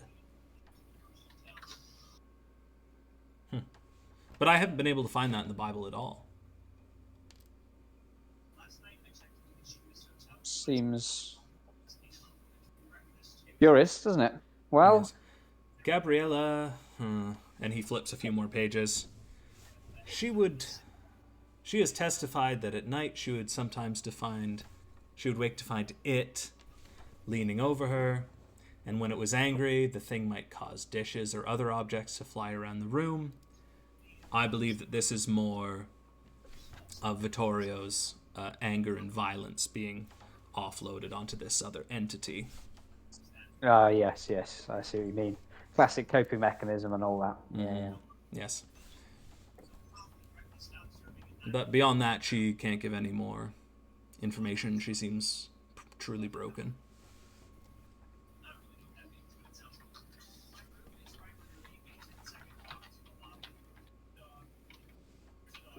Well, I thank you enormously for your time, old chat, and congratulations again. I must say. Thank you. I'll think on the offer certainly, but I don't know. I feel like you're always the high flyer. I'm quite comfortable with my practice for the time being, but we'll see. We'll see. It is rough work. I can imagine. Well, I'll leave these two in your capable hands amongst all the others. Anyway, thank you for the information. I hope I won't be seeing you again on this case anyway. But I hope not. I'll try and make some time to come up and see you some point. Anyway. Oh, I'd love that. Please come anytime. Well, much appreciated, Davey, old chap. All right, take care, Chad. And he hangs up the phone. Blended. Tim? And then. Yeah, we'll go back to Martin now. Martin. Well, I'm just curious about. You said Mr. Corbett recently lost a job at the lumber mill, but Corbett was the guy who had the house before, right? Like, yeah, Mr. Macario. Macario. Okay. Anyway, It's like, is there a third person at this Martin. house or no? Yeah, I also meant to just clarify that and then moved on with other stuff. But yeah, cool. I will head over to the university and assume that we either made plans to meet up or, before we left, we would have figured out what we were doing. I'm sure. Yeah, we'll meet up in the lounge. I imagine there's some sort of graduate lounge where they have, I imagine, cigars and whiskey. That seems reasonable for the University of Boston. Yeah. The lounge is a well-furnished building with well-stuffed couches and a smoky atmosphere. Chadwick, hope you were more fruitful than I was. Well, yes and no, I think, Martin. Yes and no. I can confirm that the family definitely are at Roxbury Sanatorium. It seems like yes, I've got names for them anyway. Vittorio, sorry, Mr. Macario.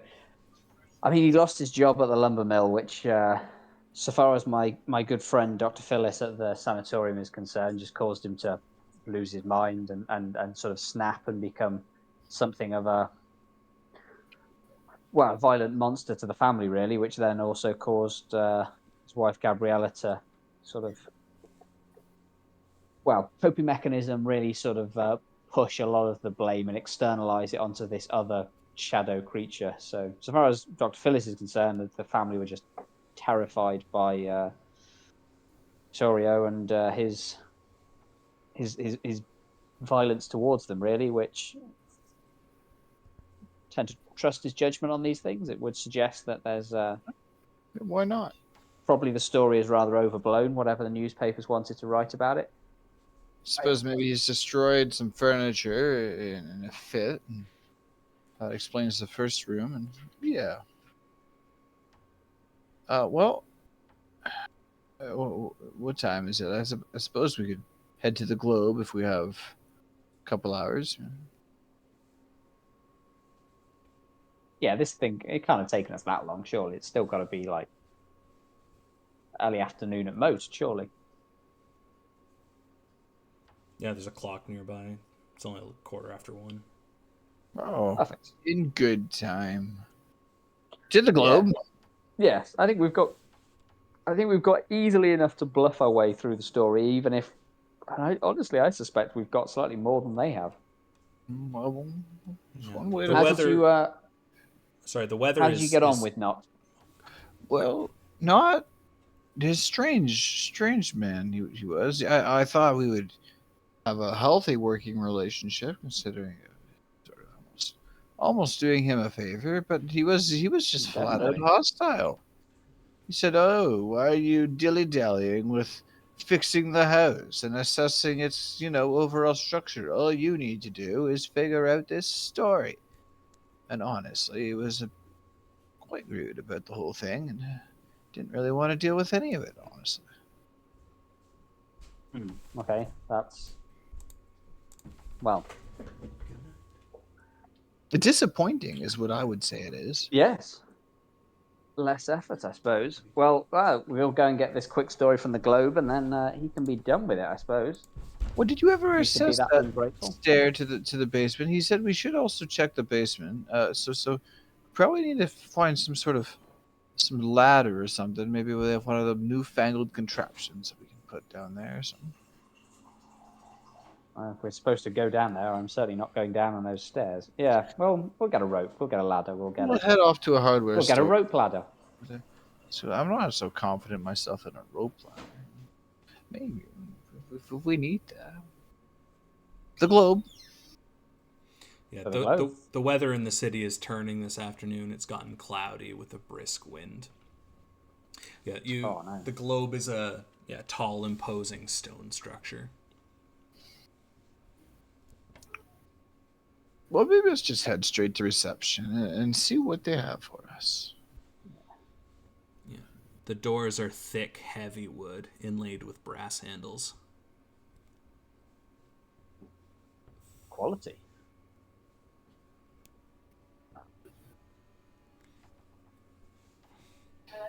All right, so head to reception. Do you want to take the lead with this, or shall I?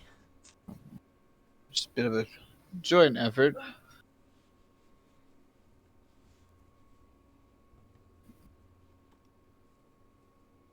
I don't think I'm much of a tiny bit of persuasion in there. Yeah, sure. I think you're more the salesman to sell this story. Okay.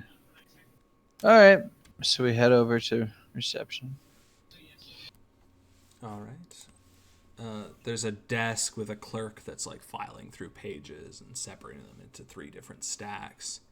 And she sees you approach, looking nonplussed, and her eyes glance over to Floyd, and she gives a little smile. "Oh, what can I do you for?" Me and my colleague here, we were following up on a story that apparently never got published. We've heard that there's some sort of news from, um, something about the Corbett House. Oh, Could you Corbett connect us House. with a journalist? We'd like to, I don't know, share what we've found about it and see if we can help that story along. I think I know what you're talking about. We actually received a letter from a man asking about the very same file. This was a few weeks back, maybe a few months back. But that story was never published, and what remains of it is down in the morgue. You'd have to talk to old Arthur Wilmot. He's one of the editors around here if you want access to the morgue. His office is just down that way. Let's see, second door on the left. Oh, well, thank you for your help. We'll take a look. Should warn you, though, he's a bit of a hard ass. So be nice to the man. Do my We'll, best. we'll do our best. When you say the morgue, is that just what you refer to the place for dead stories, or do you mean a literal morgue? What do you think?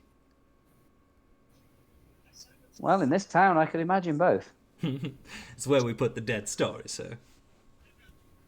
I'm certainly glad to hear that. But yeah, second door on the left, that's where you find Arthur. All right. Much obliged. So we'll make our way to the second door on the left. Yeah, on the door is labeled in bold font, Artie Wilmot. I give it a tap with my cane. He says, "Oh, come in." Slide on in. And he is a rather short, rotund gentleman wearing an ill-fitting white suit with a bolo tie, like a parody of a southern gentleman. He says, "Well, what can I help you with, my fine sirs?" Arthur or Artie? What would you prefer? You can call me Arthur. Okay. Arthur, we um we were connected with a certain Mr. Knott. I believe he's attempted to communicate regarding a story on the Corbett House. I believe also never published, and we were trying to follow up with some of the details and sort of suss out what's going on here. Yeah, he smiles. He's like, "Oh, no, no, no. Why, I do believe I have heard that name before. And pray tell, why should I let you have access to the Boston Globe's files?" Well, I don't think it's. I hope to keep it to file singular. I don't have so much time to go through all of the files, but it might end up reviving a story for you. You see, we're under the tasked of improving the reputation of said house to return it to, one could say, economic stability.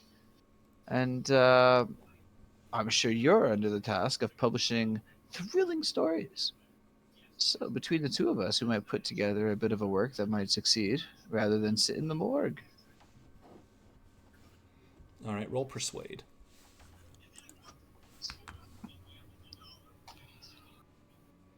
He says, "I'm afraid that the Boston Globe is not in the business of letting every Tom, Dick, and Harry off the street into the morgue. Please, sir, be on your way." Just Huh? as one final offer to possibly sweeten the pot, this we could imagine this as a slightly more transactional thing. We were very much hoping to help each other out, and we do happen to have access to the premises items therein that I'm sure Mr. Knott would like to stay hidden, but as of this moment in time, I myself, I haven't quite decided yet, and I'm going to show him a couple of the drawings that we took from the house and the set of keys. Yeah, he takes the drawings. Yeah, fair enough. I will. Well, like, he just takes them to look at them. Yeah. Would you mind if I kept these? Wow. Would it be going into a file? Perhaps it would be easier if we were to place it in the file ourselves. Roll charm with Oh, an God. advantage. Is that something I'm good at? I don't know. I don't know if this is a good thing or not. How do you? If I just roll it, does it do it with advantage? There's a button on the roll where you can press for bonus or penalty. Is there? If I just click charm and then hit for the bonus, because I've got regular, hard, extreme, verbose at the top. Yeah, just roll regular. Got you. Okay. It says, Oh, I see. Bonus penalty is at the bottom. yes, and you can roll that, and it'll give you a number to exchange with the tens column. So you just hit it like that. So you could either take the 1 or the 7, but obviously the 1 is better. Yeah, I don't think I'm going to voluntarily turn it into a 74. which is a massive failure. But a 14 is not. Okay. Man, your rolls have been insane.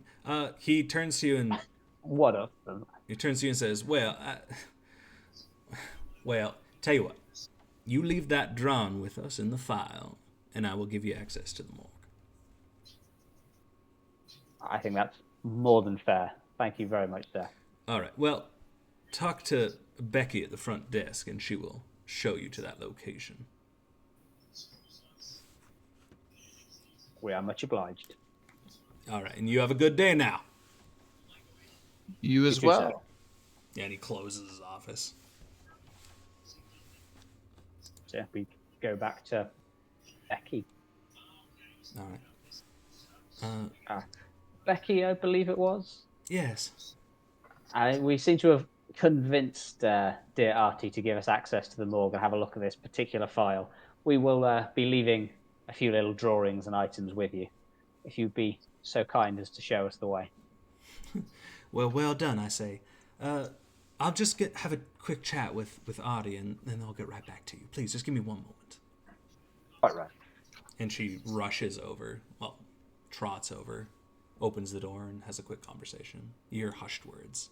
She comes back in and says, very good, let me show you down. And it's a bit of a walk to the very end of the building.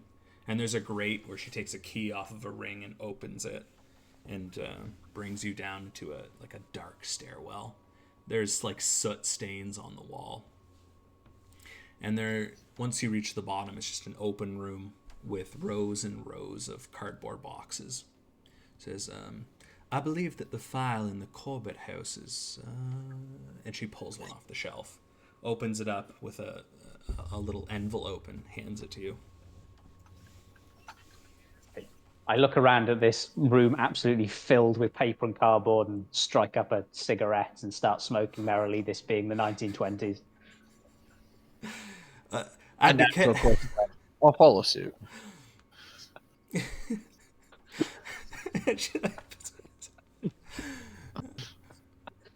I think that you've probably noticed the ash around here, but our files here go back to no earlier than 1878 because we had a large fire here back in the globe. Oh, that must have been awful. What could have possibly caused that? Well, I have no idea, sir. I think any files older than 1878 related to the house would probably be in the central library. But anyways, here is your file. Much appreciated, Becky.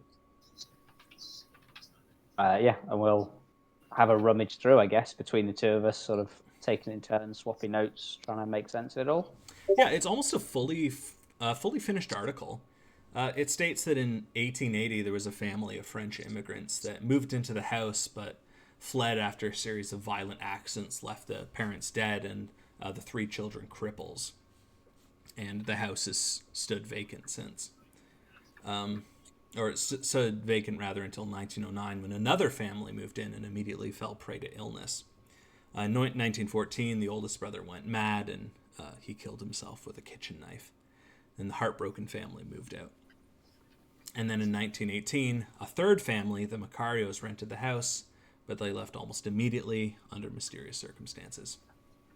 The last section added much more recently than the other two.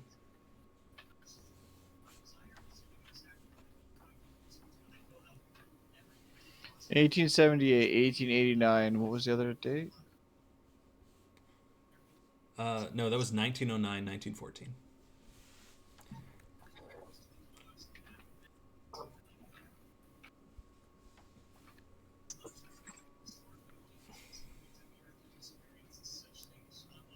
Interesting. Well, it doesn't sound like there's much in common other than just lots of families leaving very quickly. It's all within 3 years, right? The French immigrant family was the longest at 3 years.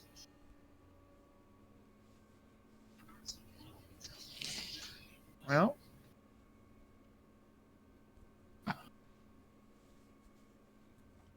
All right. Well, will that be what do all, you make of gentlemen? it? Yeah, I'm afraid I've that's got to all. I've got to get back to my desk. Yes. No, you've been very helpful. Well, thank you. And she leads you back up through the hallway back into the upper floor. And I'll tell you what, if you need anything else, please just let me know. And she sits back at her desk. We will do. There may yet be an excuse to come back here for something, eh? And she flutters her eyelashes at you. Splendid. I don't say that. This is just internal monologue, obviously. Cool. Yeah, I'll head outside, I guess. All right, yeah, the wind is still picking up.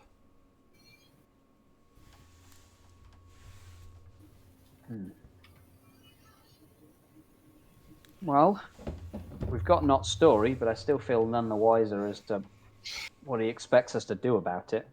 None of Aside this from is just- very much explicable.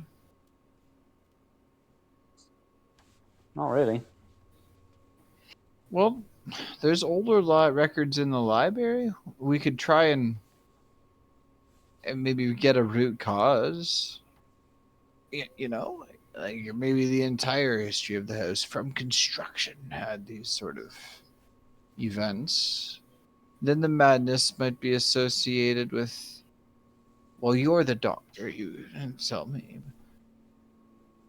Or maybe otherwise you might find something about it's like a renovation or. I suppose if they used some building material, that could have been a toxin that caused something. Hard to tell what, though. The symptoms, Look. such that they are confused at best, but maybe.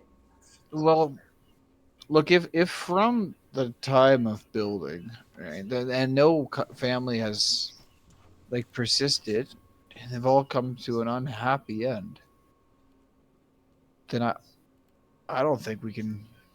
I don't think we can meet Nod's expectations. No, I don't think so. The thing I to suppose- do is burn the house, build again. That's true. I don't think he's going to accept it unless we double check the basement and we can Well, check he's the paid us central advance supplies. for 1 day, and this has been about 1 day of work, so I'll give him that recommendation and be happy with it. Well, would you like to go to the library? I'll sift through a few more records and discover how many more people died. Yeah, sure. Why not? Curious this wasn't published, though. Well, I imagine it must have been it's interesting color, but there was no real meat to it.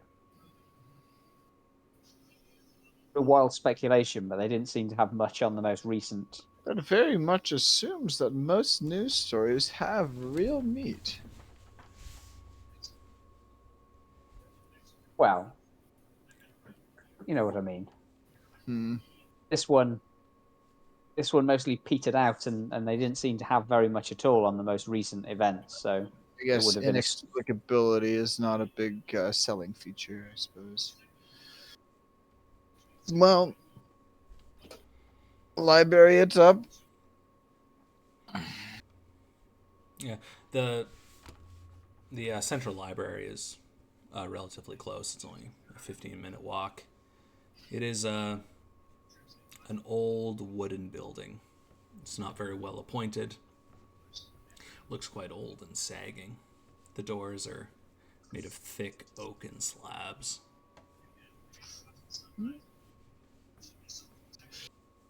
Well, suppose we'll spend a while perusing. I don't know. I mean, what would you even look for in the library for something like this? Local history? Yeah, local history, and if they have any building records. Is that something you would get in a library back in the day? I think they have like newspaper clippings, but that would be incredibly hard to search through. They might have like ownership archives, like at City Hall or something. You could see how many times the property's changed hands or something. It's starting to sound like it might actually be quicker to climb down in that basement. Might. I don't know. I mean, our job is to redeem the perception of a thing. Not sure what the basement has for us. You said not was pretty. Yeah, no, he said some strange. He said that we gotta going into the basement. Well, okay, so in the conversation, I mentioned a dearth of curios, and he said, "Well, you have to check the basement. They might be some there." Well, it's possible that if there is a gas supply or some other leak of some such in there. He also said it's our job to fully explore the house, and that we're supposed to check the basement. But if he's not taking recommendations on repairs, I mean, the house itself doesn't matter. It's just the reputation that matters. Yes, I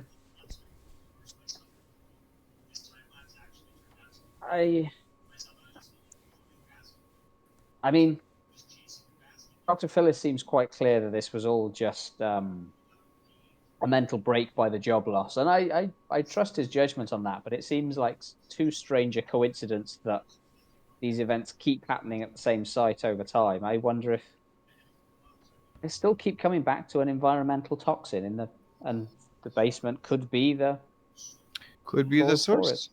Well, let's It's maybe get a starting. little more It's starting to information. gently rain by now outside of the central library. Oh, superb weather. I don't know. Let's see if the library has anything for us. Go from there. Well, at least it's dry.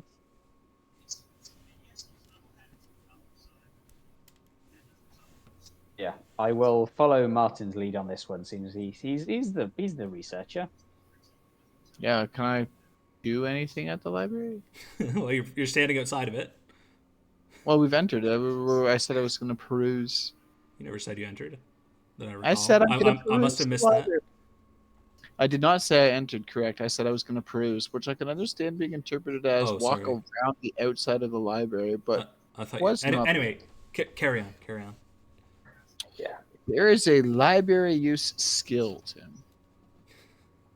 Yeah, The your coats are starting to slowly soak through. Skill.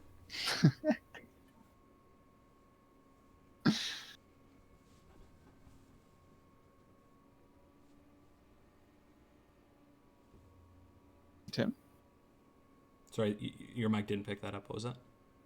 I said there's a library use skill, the most ridiculous possible skill. Mm-hmm. It's starting to get clammy and chilly. Is it nighttime? Is it like 5 or something? 4? Well, it's clouded over. It's starting to rain. You guys are standing out in the rain. Tim, we enter the library. All right, the doors close behind you with a thick thud.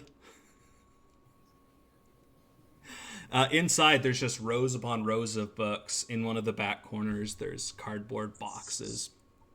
And near to the entrance, there's a desk with a formal-looking man with a serious face. Go up to the man. Good evening. Evening. What you looking for? First, any sort of records for a particular address, maybe better known by the Corbett House. Corbett House, yeah. Might have any Strange things been happening around there. I was wondering if any of that would have been recorded. I'm not entirely sure. I'm sorry, but our records aren't the most well tabulated. I've been working on it, but it's a big job. So I check in contracts. There's legal documents and newspaper clippings. I check those 3 areas. All right, we'll take a look. We'll split up. Do you want to? What are you interested in, Chad? Well, the newspaper articles sound like I might not fall asleep. I'll try and do the contracts then. All right. Well, good luck to you. There's a lot of material over there. Yeah, it looks like it. All right. You can both roll library use, which is the most useful skill. I understand that, but it's so highly specific. You think this place would use a Dewey Decimal System? Martin, what were you looking through again? Contracts. Okay. You actually find 2 references to the Corbett House. The first one is a contract from 1835, which shows the transfer of the house from a prosperous merchant, the name is not given, to 1835? 1835. This prosperous merchant falls ill and transfers the house to one Mr. Walter Corbett Esquire. And you find a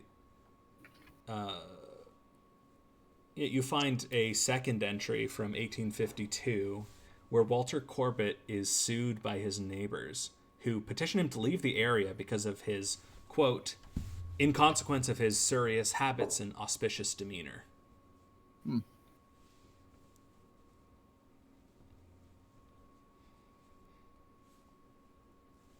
That'll take you probably the rest of the evening until about closing time to find those 2 items. Floyd, you uselessly crunch through 8 boxes before you come up with no dead ends. Right. Or only Wonderful. dead ends. All And, right. the man at the desk comes up to the 2 of you and says, it's time for you 2 to start packing up. The library's about to close. Did you find what you were looking for?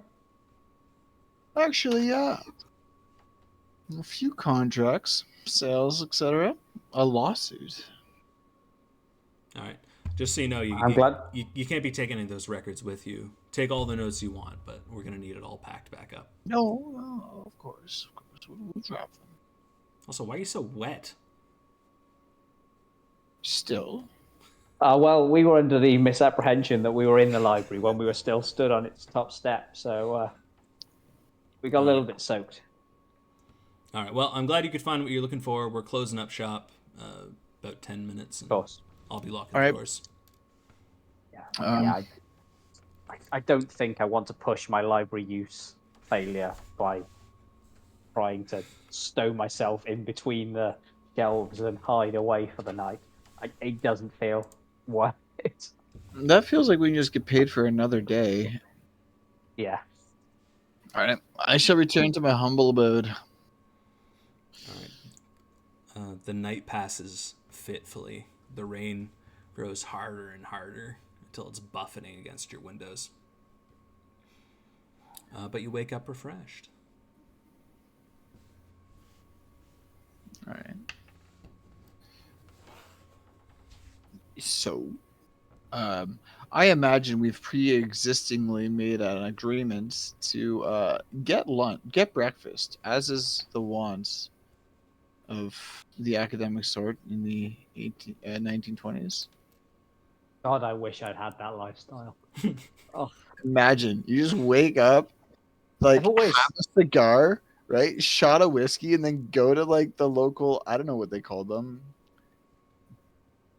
I've always thought I'm a scientist at a time. Can't you just see me being such a successful academic like 50, 60 years ago? See me being I would just be perfect. But anyway, no, definitely. We'll meet up for breakfast and decide what we're doing with the day. Yeah, an old greasy diner. It's filled with smoke, the scent of suspiciously hard alcohol. So anyway, we're gonna leave that old greasy diner and go to a reasonably reputable establishment on this $20 per day per diem. All you find are increasingly greasy diners. This is what I get for failing my library use. Right. I would just, before heading out, I would like to just go. Actually, no, because I probably don't. No, I don't live there. Never mind. Forget that. I was going to say I was going to pick up just a couple of supplies from the practice, but then I was like, yeah, but would Chad I don't think Chad lives above his practice. Their life and work are separate, so never mind. I'll swing by later. It's all good. Yeah, the weather is less dreary today. The sun is starting to peek from behind the clouds. Ah, that's nice. Well, I'm wearing a different dry coat. Very Whilst nice. the other one still drips away in the mudroom. So I'm not clear what's really a sane direction from here. I don't think going to um, Baltimore to find out that the kids are like not okay it matters, right? Like we know Corbett was a person that lived there, bought the house after some other guy fell ill. He successfully lived there for a while, long enough to get sued. Looks like he lived there for at least 20 years. Indeed. Well, I think I'm saying either. We possibly should try and understand a little bit more about that court case, why he was sued, possibly. Um, I mean, you did some sterling work in the library. I didn't find much myself, but possibly with a bit more time, now that we know what we're looking for, there might be something more about that court case. All right. And the other thing, I think it could be a slightly delicate thing, so I don't want to tread on his toes, but we may need to, or possibly we should go to Roxbury and speak to the last residents of the house. But if we do that, I feel like we need to know everything about the house. Well, I'm not sure what first. information that like what are we expecting to gain information wise? Well, I don't know. I'm just Clutching at yes, yeah. It's like straws, right? I mean, I'm not seeing that lead as especially. It seems a bit cold. I think getting a ladder and heading off to the basement is on the list. Following up with the lawsuit on the list. Indeed. What else? Well, whilst we've still got some sunlight, maybe we should deal with the basement. We can get a ladder on their way. I'd quite like to go by the practice, if you don't mind, and just grab a couple of vials of antiseptic and a few surgical masks and such like before we venture down into that basement. I just feel slightly better. How about you find a ladder and supplies, get ourselves prepared, I suppose, and all spend the morning at the library, and we'll meet up for lunch at that little place right outside the house, and then in the afternoon we'll check the basement. I think that's a plan. Smashing. All right, we'll start with Martin. Head back to the library, because I don't know if there's any better spot for lawsuit records. And I'll head to the front desk. Oh, good day. Welcome back.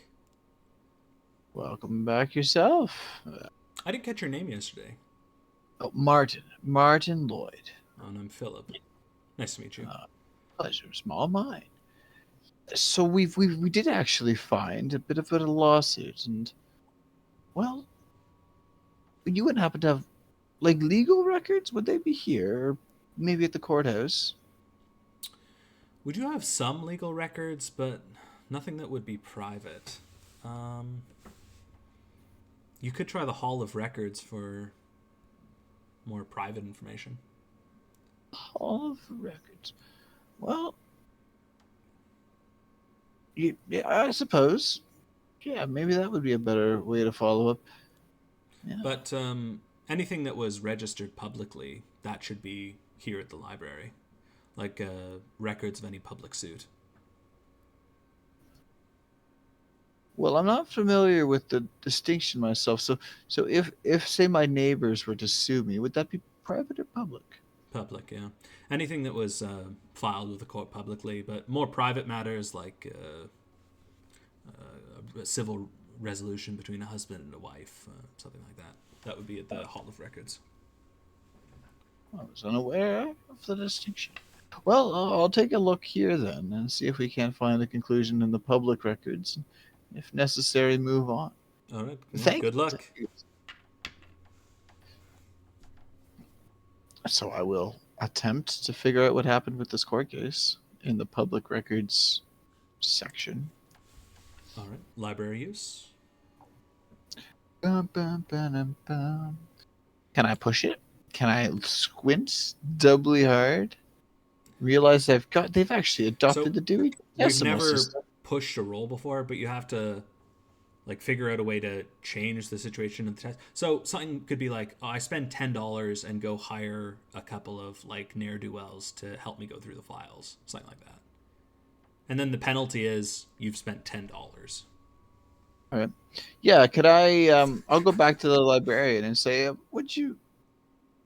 could I potentially hire your services for a couple hours and clear out some of these records? The organization is, I'm afraid I can't quite follow.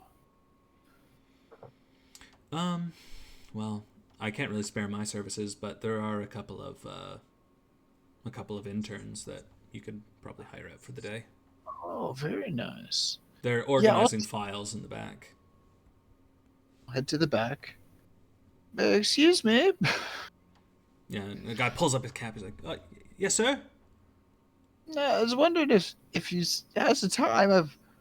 Well, you see, I've got about $5 here, and I was wondering maybe it could be yours if you'd help me with some of the organization over here in the records department. I'm looking for some records, and I can't make heads or tails of it. All right. Yeah, $5 for the morning. I'd like the cash up front. Well, no, of course. And I'll hand him over $5. Yeah, and he'll help you with your records. Yeah, roll again. Another failure. Oh no. Wait, what? No, I see success, isn't it? Well, I pushed, right? So it's half, right? It's out of 20. No, that's a No? hard roll. So that's a success. Oh, shocking. Yeah, you don't find any outcomes for that lawsuit, but you find his obituary from 1866, which states he lived in the same place, so it must have been a failure. It also states that a second lawsuit was being waged to prevent Corbett from being buried in his basement, which was provided in his will.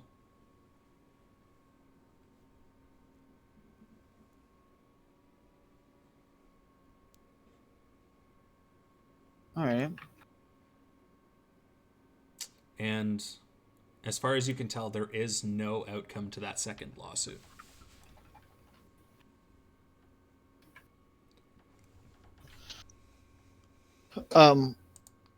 No outcome. Like, so is it a public lawsuit, or are you saying that it's not recorded? There's nothing in these Like, files. Okay, so it's not saying that the lawsuit was dropped. It's saying, There's just nothing at all. gotcha. So it might be considered private or something. Well, thank you. I imagine it must be about noon or something. He's got 18 paper cuts. It's a pleasure working for you, sir. Well, we've succeeded, so the pleasure is all mine. And I suppose He gives you a smart tip of the cap and he scampers off to the back. All right. I don't think he's going to last long in the records department if a couple of hours worth of routine research gives him 18 paper cuts. No. Poor guy's going to have sort of some horrific blood disease after a month. I'll head to our pre-established destination. All right, Chad, what are you doing for the morning? I'm gonna go back to my practice, get some antibiotic salves and sort of medical supplies just to help deal with sort of effectively like tetanus shots and a couple of common remedies for sort of like.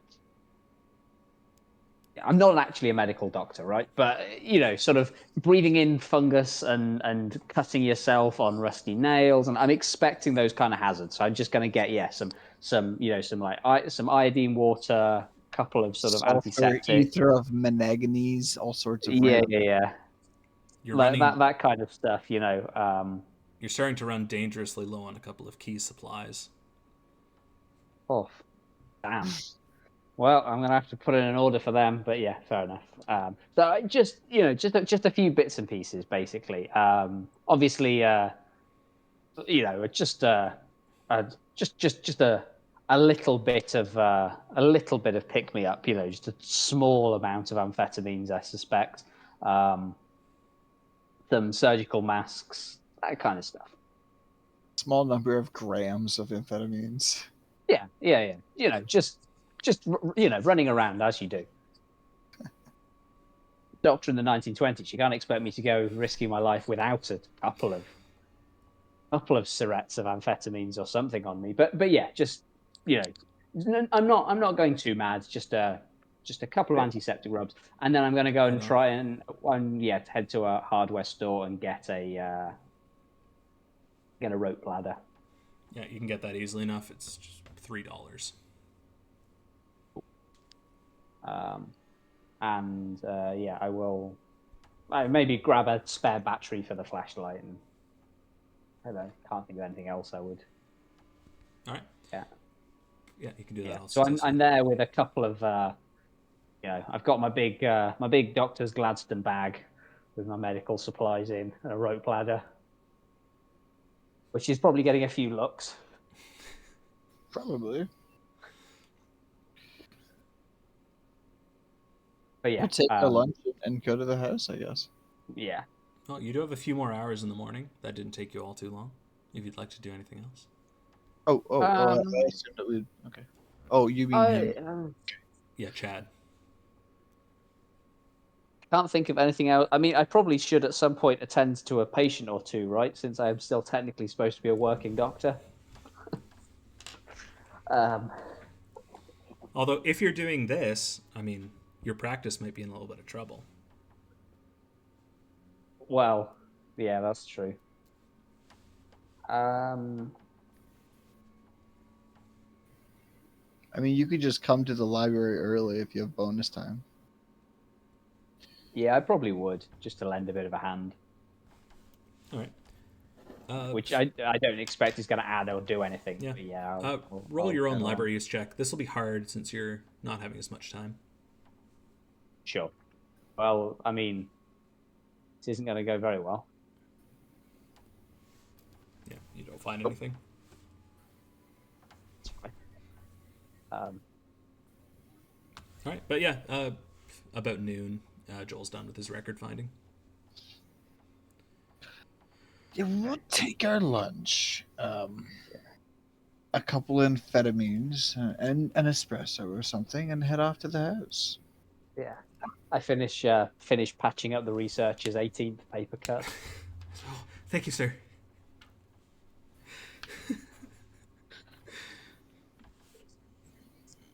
But yeah, cool. I agree. Well, head to the house and let ourselves back in. Yeah, the house is dark as before, clouded by the office buildings on either side. The door opens easily enough. Okay.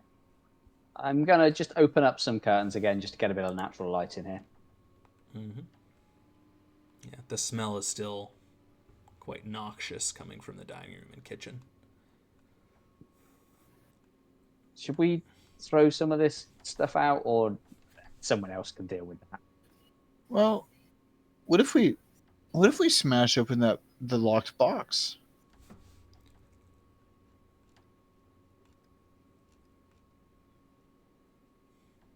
True.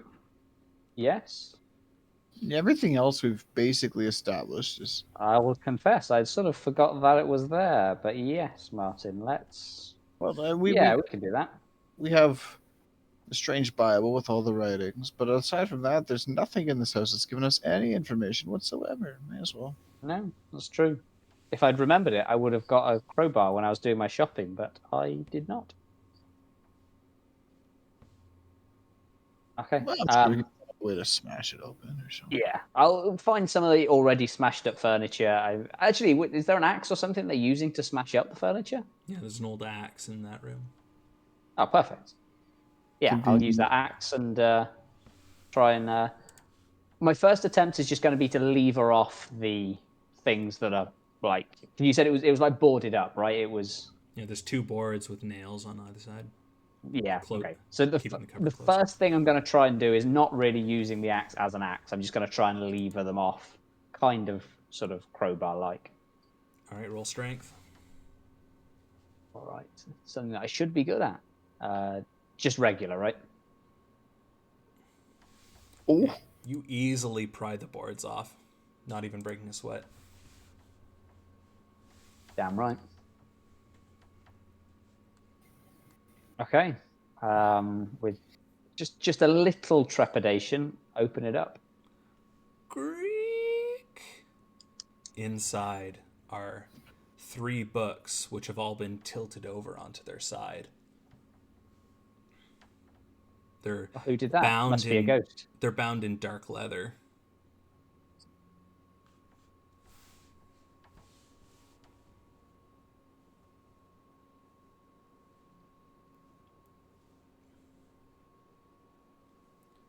can we like get titles or take a look? Or... You reckon these are valuable? You want to sell them, or do you want to read them? Why would you lock up 3 books? I guess I will. Yeah, I will pick one up and just sort of leaf through it. The first page has the title on it, which is called Volume 1 of the Corbett Diaries, The Life and Times of Walter Corbett. Well, now.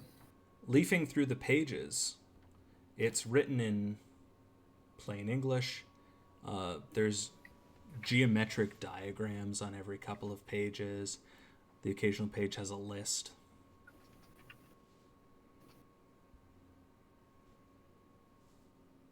Seems bizarre to lock up in a cupboard, don't you think?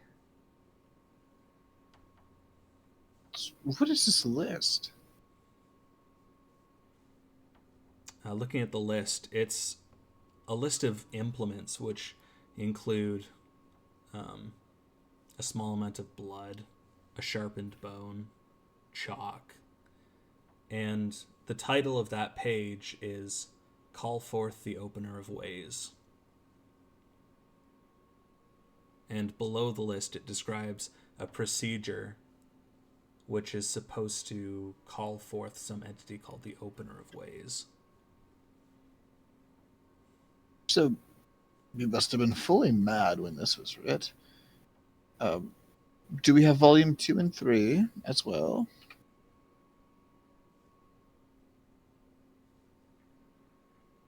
I would imagine so. I will check just the front page of the other 2, and I'm assuming they're volumes 2 and 3. Volume 2, Volume 3. Check and check. Well, maybe the basement's not even necessary. I suspect he's down there, right? Well, yeah, he's probably buried there, considering he's Yeah, that's what I mean. lawsuit. Yes. I'm starting to understand why the neighbours might have been suing him. Well, yeah, it's something at least. Wait a minute, but why are these books even here? Like, I don't know. like if you read your diary, you get it like published or something, or if it was like sacred to you, you would like hide it or will it away to, I don't know, some obscure relation. I don't think he locked this up. I Well, judging not from up. judging from the board that I took off, does it look like this has been fairly recently boarded in? By which I mean not in 1866 or whenever it was that he died. It's hard to tell. There's a little bit of dust inside, Okay. but it looks older rather than newer, like the wear patterns on the wood. Okay. Oh, what do you say? I mean, we could go to the basement. Probably there's a crypt or something because a man like this would obviously bury himself in a crypt. Of course. Well, I'm here with a rope ladder and a flashlight. We could choose to go into the basement, or we could choose to examine these books more closely, or figure out. Oh, well, like we could figure out the results of the lawsuit for his burial, but it seems I think not that pertinent. the easiest way of checking that is to head down. I can't say I'm excited by the task, but it's quite alright. It's quite. I will head and just start setting up and making sure that the rope ladder is secure and Well, I'm setting myself definitely up. not carrying these heavily suspicious works with me into the basement. So someone put them back in the box and maybe put the box on the porch for when we leave. Yeah, that we Or can maybe do. just by the door. We don't need to. It's been raining. By the door's good.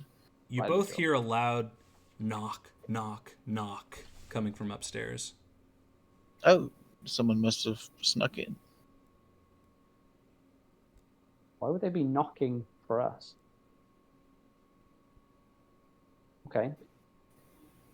Well, I mean, it's Hey, upstairs. We must have like a squatter or something. do you think they're trying to scare us out, or why would a squatter be calling attention to the fact? Hello. I'm Oh, going to shout out the stairs. You hear a drip, drip, drip.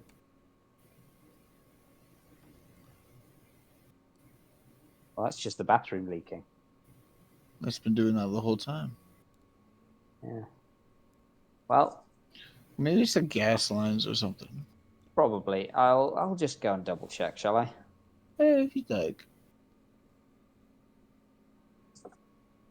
I will head up the stairs. You hear a gentle knocking, like of fingers on glass, coming from the dusty bedroom.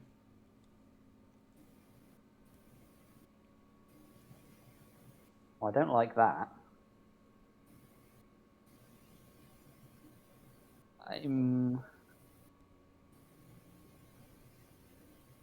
I will push the door open, standing in the passageway. I'm not going to go into the door. I'm just going to push the door open.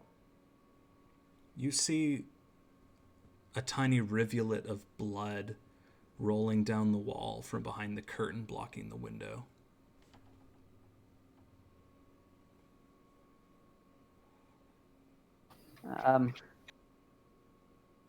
Martin, old chap, Yeah. the wall's bleeding. Mm. Well, they do that sometimes. I've heard.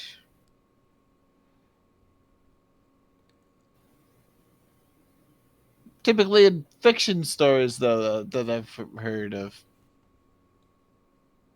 Not so much real life.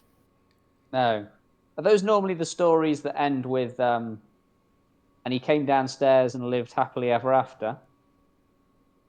Well, only if you're female. That's what I thought. Honestly, Chadwick, old chap, you really you give off very killable vibes. You don't reassure me much. You know, You hear the knock, Jack's knock, protector. knock on the wall from behind the curtain.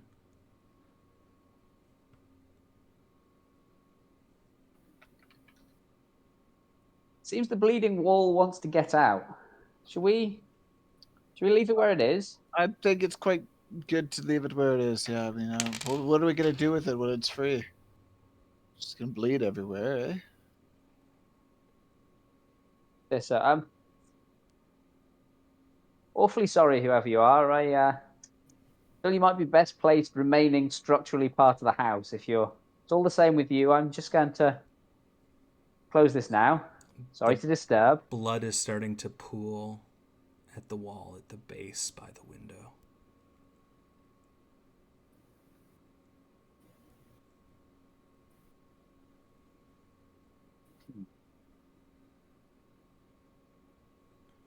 Is there any way where I can leave a foot in the door to hold it open whilst like creeping forwards to like pull the curtain, but then sort of pop back in a way that I'm holding the door open?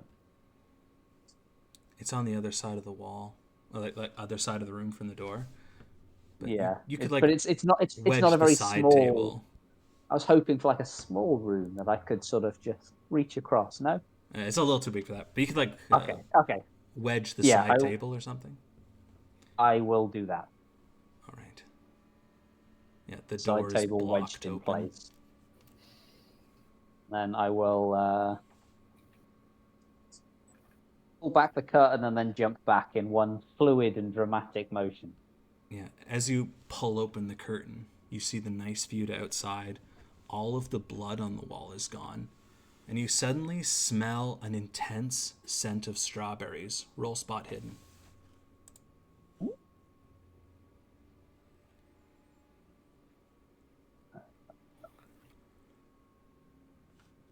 You hear, along with the smell of strawberries, you hear the grinding of wood against wood as the bed comes flying towards you. Roll dodge.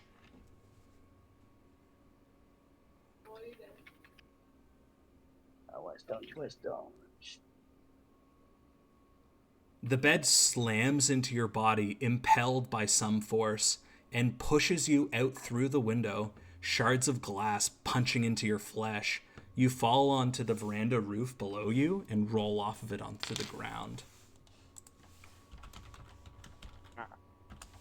You take 8 points of damage. Jesus, It's a lot of damage. that is a lot of damage. Roll Constitution. How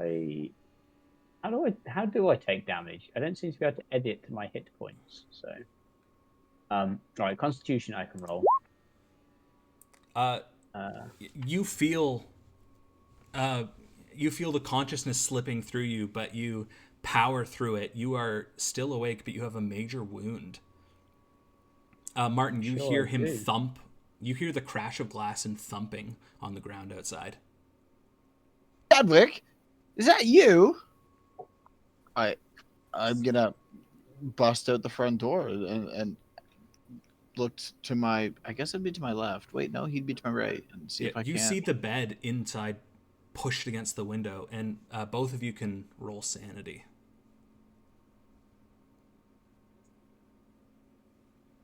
How does that work? Why am I? Oh, there I we are. believe I failed to succeed. There it is. All right, Martin, you lose 3 points of sanity. Chad, you lose 2 points of sanity. And you can Chad? smell that wafting scent of rotted strawberries coming from inside the room. I accidentally clicked twice. The second is Chad, so I'm not sure if that changes anything. How do I? Because every time I click, how do I edit? Oh, there we go. Wait, did you both fail? Oh, No, sorry, Chad, you only lose 1 point of sanity. There we go. So, Okay, Alright. cool. Yeah, how do I? That's at the moment that is the only thing. I Edit. don't know how. Edit How mode. do I change? Oh. Okay, well, I'm down to 1 hit point. Oh wait. That's why I can't change hit points. Okay. Yeah, that 8 was nearly my 9 gone. And we gained nothing for that, even though you successfully spotted hidden. yeah, and you are just covered in cuts and bruises, and you are bleeding quite heavily. Right. One sec whilst I deal with the admin, and then we'll get back to the role play. I lose 1 point of sanity, right? Yeah, sorry, just 1 point. Okay, that's fine. I thought No, it's Joel's all right, roll just- was yours. Yeah, that's fine. Yeah, I was just trying to figure out how to do the edits of how to take these things off. Okay. Right, yeah, I'm down to 1 hit point, but I have a bit of sanity. Well, let's get Okay. you to the hospital. That's Yeah, on the floor, just covered in blood, I guess. Just well, no, you're outside, right? So it's yeah. Yeah. On the yeah. Um, Yeah, can you even walk, good sir? Slightly worse than you, I think, at the moment. And that's saying much. Well, Yeah. I know how this probably sounds, but the bed pushed me out the window. no, I saw the bed. Someone must have spring loaded that. But that's a crazy thing to do. Yeah, Well, that definitely counts as crazy. Let's maybe get off this property, and I'll just yeah, we maybe should at least take you. stem a Let's bit take of this you. bleeding. Hot Do you wanna blood go is to rolling your down your work? legs. Do you want to Yeah. go to your practice, or is there anywhere else for treatment here? You look a wreck. I feel like in Boston, there's probably going to be somewhere closer than my medical practice, isn't there? Because mine, I've already said mine's like 15-20 minute cab ride away. So Yeah, okay. I Nearest think there's medical probably going to practice. be there's probably got to be somewhere closer, right? We're gonna go to the Surely. nearest medical practice. Yeah. I will just as soon as we get to like the sort of the just like the property boundary. I just want to patch up the worst of the copious bleeding. There's actually And sort no of just closer medical facilities than your practice. It's the closest one. okay. Roll Then first. we'll, Roll first aid. right, where are we? Where are we? Not medicine. First aid. Yeah, you heal 1 hit point. You stop Okay. up the worst of the bleeding. That's not what I wanted to do. Cool.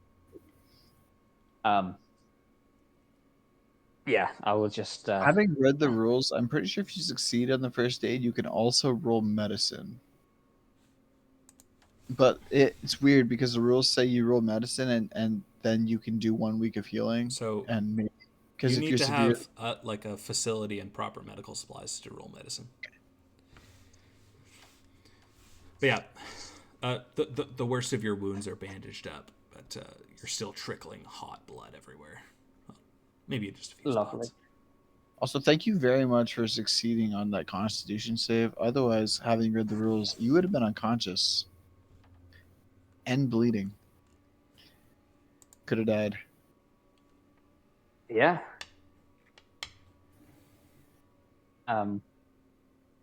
Yeah. Okay. We'll hail a cab and start heading back to my medical All right, place, where to, I sir? suppose. Oh, holy shit! It's okay. It's okay. I'm a doctor. If you just take me to my practice, it's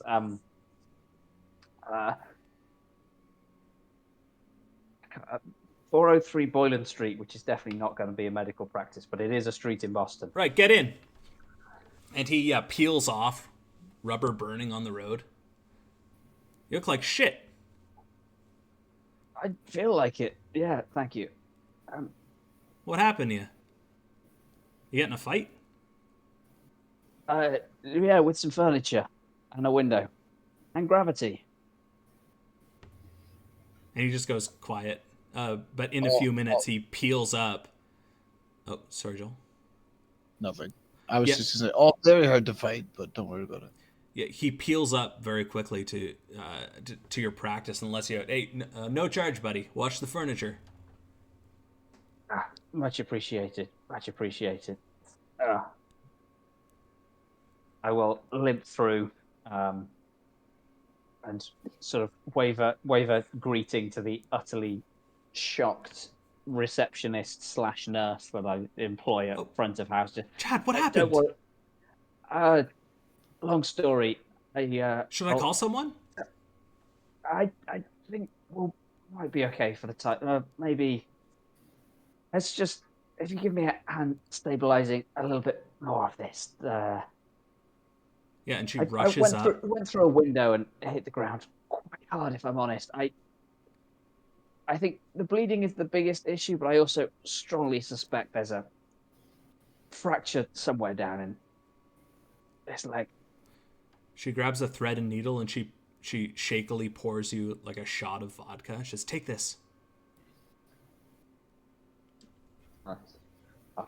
This is this is the cheap stuff for the punters. This is proper brandy in the back room.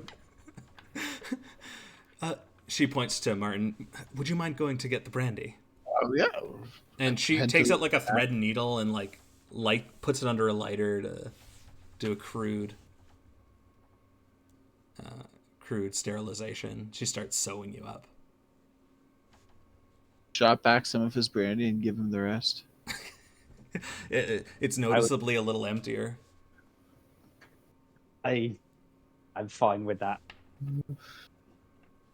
Yeah, and it's painful, but eventually the pain and bleeding start to subside. Roll medicine with an advantage. Exciting. And is this? Ooh. Is that? Do I do a bone? Oh wait, no, that's bonus. No, How do I? Yeah, I said advantage. Oh, but yeah, so it's that's bonus. how. So the 6 replaces 8, so you pass. So that's Okay. so you can Because heal yourself. I can't see the. There isn't an advantage button, is there, or am I missing it? No, it's just No. bonus. I just said the wrong word. Okay. No, that's fine. That's cool. So you heal for 1d3 hit points.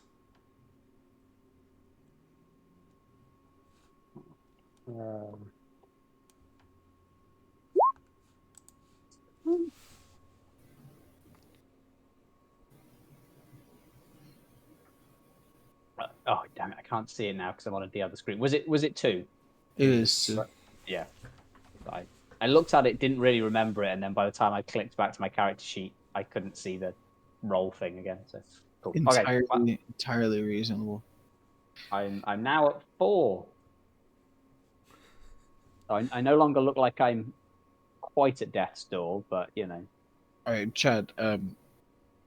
So you've got to recover. I mean, and I can't go in the basement. I'm liable to slip, trip, and fall and get launched out the window myself. So here's a good plan. I think it's a good plan. I mean, I'll study the Bible that we have and some of this volume 1 and 2 business, and you recuperate, and we get paid for a few days as such, and go on from there. I think that sounds more than fair. Yeah. Be careful reading those damn things. I don't know.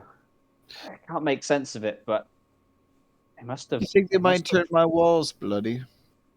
I don't know. Someone must have locked them up for a reason, though, right? I mean, Presumably so. You know what? Here's the deal. I'll find I'll read them somewhere with healthy energies. You know. sounds good. Yeah, Chad, you should really Someone stay off your else feet. said- You should stay off your feet for a few days at least. Yeah, that's okay. I've got a few patients to deal with. I think that it's mostly just a verbal consultation. I don't need. Well, I think you've actually gained one patient recently.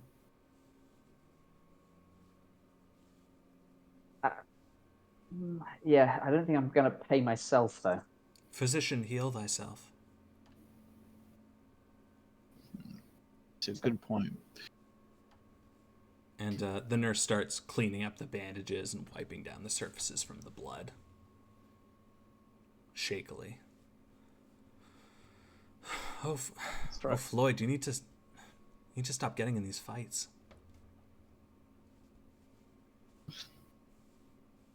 Yeah, I know. I barely saw this one coming. You've had me worried sick. I know. I appreciate what you're doing. It's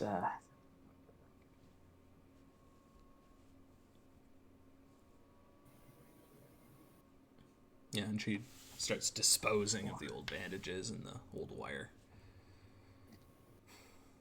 yeah.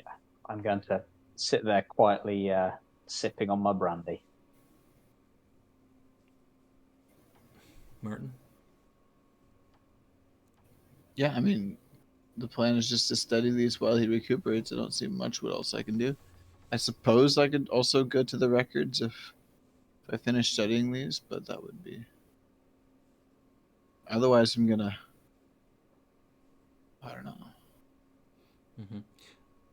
Yeah, it looks like it takes some time to go through these manuals. Probably 2 days at least. All right.